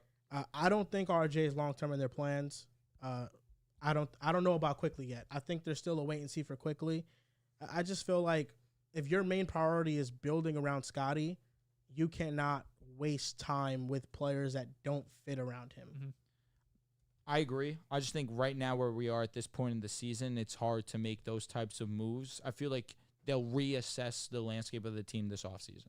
Like, you can't just make that type of team-altering move where it's just Scottie and a At bunch the of deadline, mediocrity. There's not much moves they Yeah. can make. I mean, Bruce Brown is probably the only one I think that's likely to get moved. But I mean, I don't think they're legally they can't trade. No, they're not going to trade RJ like quickly. No. It's too soon to do that. But I'm talking about in the offseason or maybe next year. Like, I definitely think that this offseason for the Raptors should be about bringing in free agents 1,000%. that fit around him.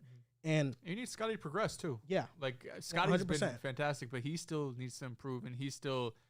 I don't want to say like prove he's the franchise player, but prove he's the franchise player. You know, like if this is the last version of Scottie Barnes, this is not someone worth building around. you're right. He has to get better. The assertiveness in the fourth quarter has to get better. This episode is brought to you by BetterHelp. You can go to therapy for a variety of reasons: anxiety, depression, struggling with self-confidence, to relationship or career management / advice. Whether you've ever been to therapy or not, it's never too late to start. And for those that have, BetterHelp can be much more affordable than traditional in-office therapy. If you're thinking of starting therapy, give BetterHelp a try. It's entirely online, designed to be convenient, flexible, and suited to your schedule. Just fill out a brief questionnaire to get matched with a licensed therapist and switch therapists anytime for no additional charge. Visit betterhelp.com /pickaside today to get 10% off your first month. That's help, HELP.com /pickaside for 10% off your first month. Brandon Miller just dropped the 30 ball 33 on the against Lakers. Miles Bridges had 41. And they Are you lost. fucking serious? And they lost. Wow.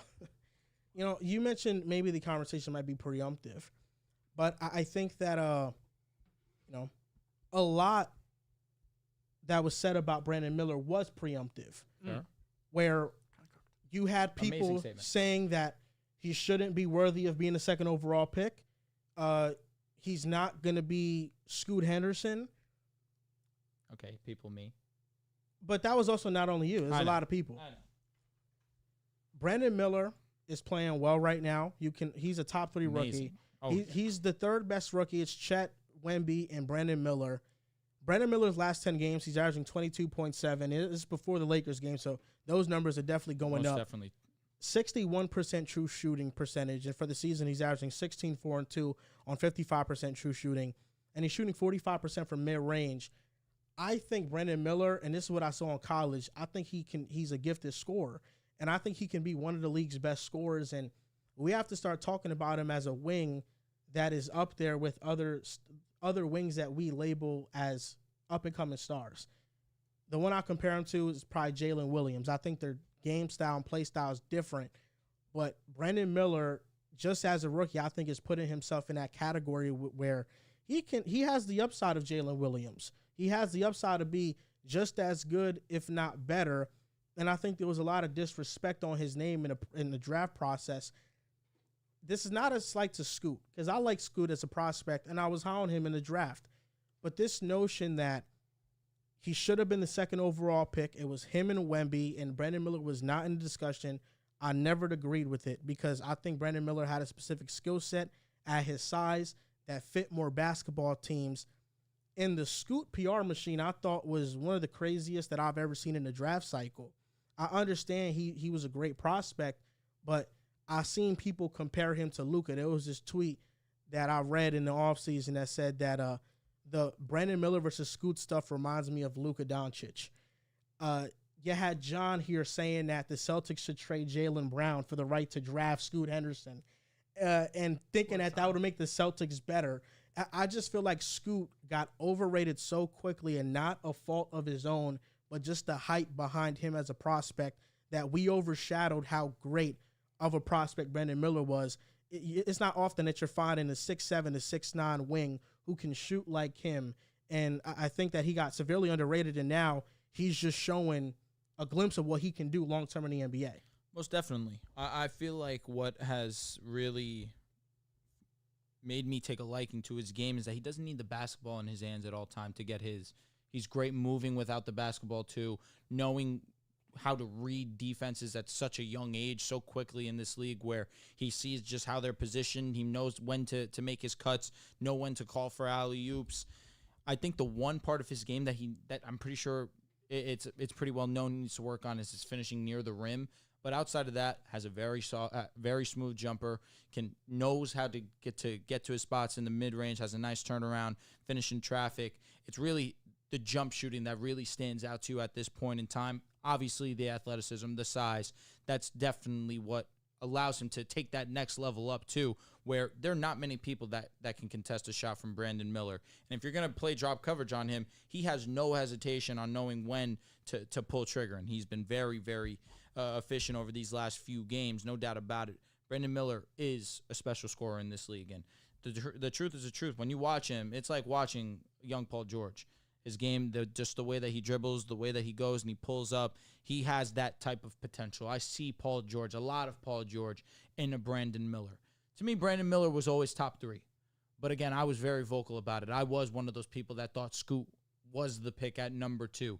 I thought Scoot coming in, I said it, that Wemby versus Scoot highlight tape was so influential on me because I'm watching the two best, in my opinion, at the time, go head-to-head, and Wemby was labeled the generational talent, the LeBron James of this draft, the best prospect since LeBron James, and Scoot was going right back at him. Even when Wemby would pick up on him, Scoot has the speed, the athleticism to blow by anyone. I feel like that's what's really been great about Scoot over these last few games is he's learning when to pick and choose when to use his speed. Where before the game was he was moving way too fast, not allowing the game to come to him. He was trying to take everything. But now he's learning how when he comes off screens, I can be patient, I can read, and, okay, pick my moment now where to drive. Or sometimes I need to know when I have my mismatches and I have a big on me. If I drive, I know they're going to help. I kick out and I pass. And we've seen him really mature in that regard over these last few weeks, and that's been great. We're seeing him be a little bit more efficient. That's been a big knock to his game early on. So that's why I feel like it's preemptive, because right now we're starting to see Scoot really find his stride. And Brandon Miller, of course, has been having the better season overall so far. But that's not me trying to take anything away from what Brandon Miller has been doing. As a scorer, he's been phenomenal. That's what you knew you were going to get from him. But I still look at Scoot and what he can offer to you, not only with his scoring abilities, his ability to obviously facilitate. His athleticism is amazing. But I think that it's a matter of him. The way I said that Brandon Miller needs to get better at finishing at the basket is the same way that we need to see Scoot Henderson improve on his three-point shooting. That's the one knock to his game for sure. But in that mid-range, that's where he lives. He's been really doing a great job of adjusting to the speed of the NBA. So, yeah, it wasn't a bad pick by the Charlotte Hornets. No way, no how. Brandon Miller is going to be a great basketball player in this league. But I do still firmly believe that Scoot Henderson is going to be a great player in this league also. And I'm not going to allow half a season to sway me from believing that Scoot Henderson will be better long-term. These two are going to be great. No doubt about it. I still side with Scoot. Last 10 games, Brandon Miller's been hooping. Like, he's not going to be a bust compared to Scoot no more. You swayed on that? Oh, no, I was wrong. Okay. I was wrong. That's pre-draft, and I was wrong. I think, yeah, I'm glad you're writing that wrong now. I'm not upset about it. Brandon Miller's fun to watch. He is. He's giving you 23, 4.5 And he's helping out my boy LaMelo while he's missing some time. from the field. LaMelo gonna help him? From 3. He needs to get back on the court, man. He was helping him early on in the season. Talk to me. I'm sorry. Talk to me. No, I was just talking about his efficiency. I mean, these last 10 games, unfortunately, the Hornets have lost all 10, but they were losing without him regardless. But he's giving you 23, 4.5 rebounds, nearly 3 assists, 48% from the field, 40% from 3, and 86% from the free throw line. The numbers are silly. It is still a bit harder to compare Scoot and Brandon Miller just because obviously the sample size isn't that large, and just the role too, where I feel like Brandon Miller has some more freedom and flexibility. As of course you have Gordon Hayward there, who I guess plays similar position, but Scoot playing off and with Anthony Simons, I feel like it's a bit tougher than Brandon Miller, who knows LaMelo's number one. He can kind of play off him. Of course, when LaMelo's not there, he gets a ton of looks. Miles Bridges just saw had 40, but without kind of this person that you're building with playing the same position, I feel like it's a bit easier for Brandon Miller to be able to more comfortably get adjusted to this. You know, these last 10 games are the best 10-game stretch he's had throughout the season. Of course, he's dealt with injuries as well. But I think if you're both teams, you have to be happy about your selection. Probably a bit more happy with Brandon Miller, the way he's been playing, just more natural fit for that Hornets team. But Scoot has been getting better. You know, to start off the year, it was ugly, some of the efficiency numbers he was putting up. Like, it was historically bad numbers that Scoot was giving you. He also dealt with his injuries too, but it takes a while for most rookies to find their footing. You know, we get used to Wemby this season, Chet this season, who's technically a rookie, who it feels like day one they hit the ground running, and they're having like historic like MVP or Rookie of the Year type years where Chet on-off numbers defensively is insane. Wemby, but Chet as well, especially defensively. The lift he's brought to that Thunder team, and Wemby being the phenom and also living up to that phenom title, and he's been phenomenal. But Brandon Miller's been great. It's just a shame the Hornets suck right now, so no one's really watching them. That Timberwolves game, that was like the first game I'd watch in probably a couple months from that Hornets game, because out of all the League Pass games, I'm just not watching Hornets games. But he was hitting some clutch shots down the stretch of that game. You see the Paul George-esque game to him, where he has that, you know, he could kind of be patient with his dribbles and pull up from mid. He's 6'9", so he's got a good wingspan and a high release point. So I think he's like a 90 or 91st percentile in terms of like mid-range jump shooter frequency wise. He shoots around like 42%. So for, you know, a first time a rookie, that's one of the tougher jump shots, one of the tougher shots in basketball to hit. So what he's been doing, it's really promising for the Hornets. I'm just glad both of these guys were able to find their footing, because there's been some nasty conversations. First of all, you had, you know, Brandon Miller in the summer. You know, he was playing terrible in the G League. I mean, he was playing terrible in Summer League. You know, it is what it is. You know, not everybody has their greatest moments in Summer League. And he was getting a bad rep. You know, he was getting destroyed. And then, you know, he goes out. He plays fine. You know, start season, he started off struggling, but he started to play fine. Then Scoot, you know, he got hurt, but Scoot was also playing pretty terrible, and he was getting a bad rap for it. Now both of them are seeming to come into their game slowly. They're starting to process the game a little bit better. You know, Brandon Miller, I think he's obviously been more impressive as of lately. You know, he's kind of fitting more into that number two, that wing on the side. You know, he does need to work on his defense, of course, need to add a little bit more to the bag, to the size. But I think both of these guys, them Scoot, like when he came back from that injury, he had the little goggles on. Mm-hmm. Yeah, he started to play well. And I think with this class, you know, what they've shown us is they need time. You know, even these other guys like Amon, like Whitmore, you know, Cason Wallace is one of the few outside of the two big ones that kind of started off strong regardless.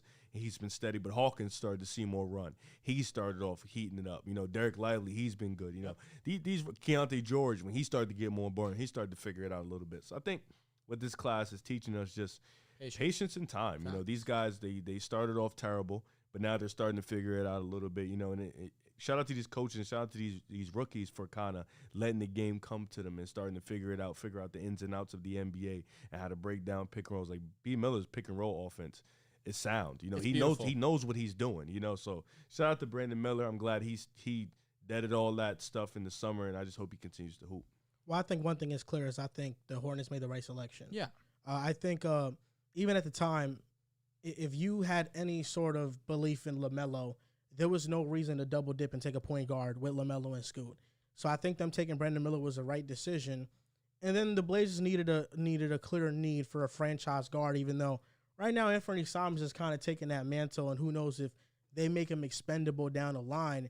I think with Scoot, you know, point guards take time. Darius Garland had one of the worst rookie seasons for a point guard that we've seen, and he turned out just fine. He's an all-star in the league. And I think Scoot can have a similar trajectory, but the reason why I wasn't as high on him as a prospect is because I don't think becoming a great shooter is as easy as people make it out to be. I think it takes a lot of time and dedication, and maybe Scoot is willing to do that, but it's hard to become a great shooter.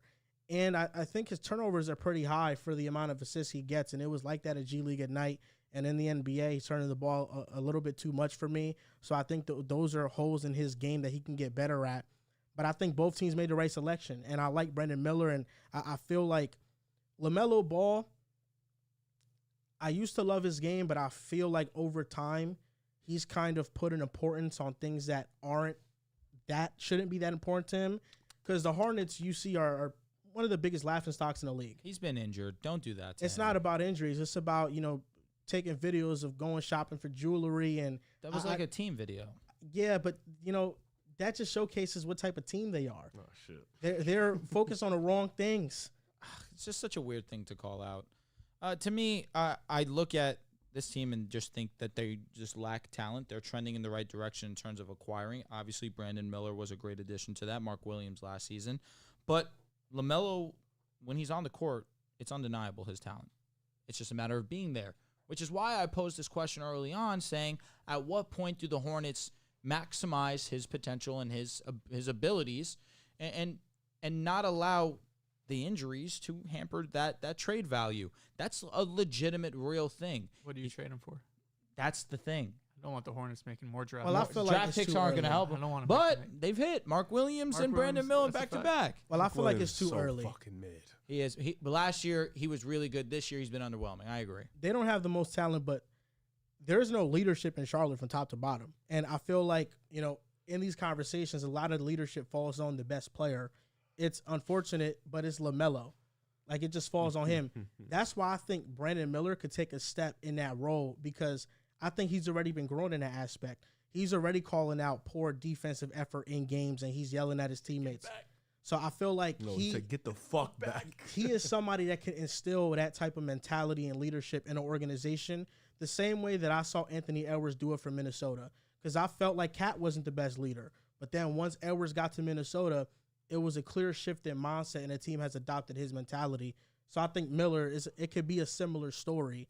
And that's just something that I don't feel like LaMelo has the best of right now. But let me ask you saying that you love his game, his antics off the court have made you not love his game? It's not antics. I just think that LaMelo, based off just what I've seen post-game interviews and just how he acts on social media, I don't know if the most important thing to him is making sure that his team is the best it could possibly be. Mm-hmm. Like he's putting an importance on winning basketball games.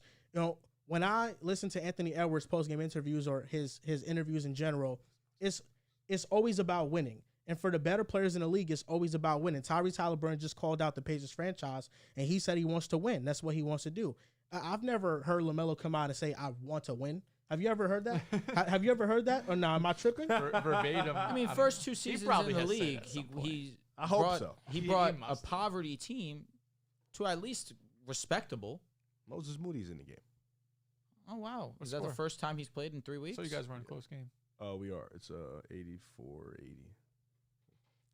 What's the score, Warriors? Warriors are up 4, yeah. Good for your man. I just don't see that mentality from LaMelo Ball. I just don't.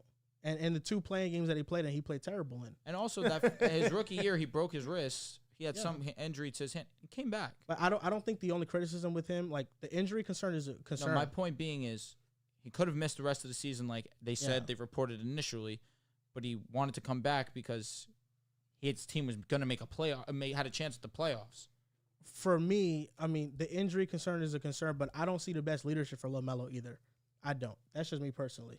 I don't know. He's still a young kid trying to find his way in the league. I think it's more about like what Ant does is special. Like it's not common It's not that common, yeah. a 22, 23-year-old can go into the room as number one overall pick and Is within Trae 2 Young years a great leader? in your become the leader eyes? of the team. Like, do you look at him and just think like he's this overwhelming leader? Trey's better. I don't know, overwhelming He's leader. better, And he's been far. but PCF. again, but you don't need that that leadership.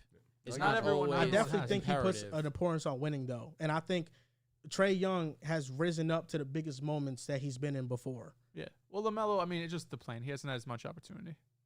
Yeah, but in the 2 games, he wasn't that good, you know? Yeah, he was also like fucking 20. He has the biggest negative plus minus in a playing game. He does? Yeah, it was some nasty shit that game, bro. It was pretty bad. So verified Elijah goes, Cam Thomas right now, Riv, 10 points, 2 for 15. Oh, God. Bad shooting night, man. Everyone has an off night, right? That's just the unfortunate Cam That's just Thomas him. experience. He's going to have a big game or a bad game. He's going to have one of those a week. I don't know who this Guo Santos guy is in, but he's in the game. Chan goes, shout out to Drew with the Mint City jersey, but Gordon, ? Also, hate on Melo is crazy. That clip was it's team building jewelry run that Terry set up. You know what's funny? The show started, and I saw everyone say it's a Hornets jersey. Yo, cool. Drew wearing a Hornets jersey is crazy because the Lakers played them tonight. Not a single one thought to think, oh, it's a Sabrina Ionesco jersey. Goes that we don't put enough time into our woman in the sport. They don't. And Sabrina Ionesco is dirty. You should do a weekly WNBA recap. I'm so good off that, personally. Why not? I'm good. Maybe it could be Drew. He's wearing the WNBA jersey. I'll start repping WNBA. Done. Good. Sure. I don't feel like that looks like a Hornets jersey, though. There's different colors. I opened it, and I thought it was a LaMelo jersey. Yeah. But then I saw Equality. I saw the Liberty logo, and I said, Sabrina. I was lit. Did you get that as a gift? Yeah, my brother got it for me. Oh, okay. So you were even fooled that it was probably Hornets jersey. jersey. I opened it and saw the 2, and I said, LaMelo, that's fire. And then I saw it was a Sabrina jersey, and I was even more lit. I'm going to be honest. Rozier setting up that run as a vet, going to just cop jewelry is nuts, bro. I mean, it's a team thing. It's a team bonding thing. Rozier was the leader. They traded what did he do? He set it up a team jewelry run. They just went and just jewelry? to buy jewelry. I wish we was rich like that, man. Team bonding that is experience. crazy. Yeah, that's Was he buying it, or was everyone just getting their own? Because like someone out there Everyone like was a just minimum contract, probably like get like $1,000. That's why for it me. killed me. One of the comments, one of the quote tweets said, every time they pan to Brandon Miller, it looks like he's stunned by these prices. That shit was hilarious. I don't know what it was exactly.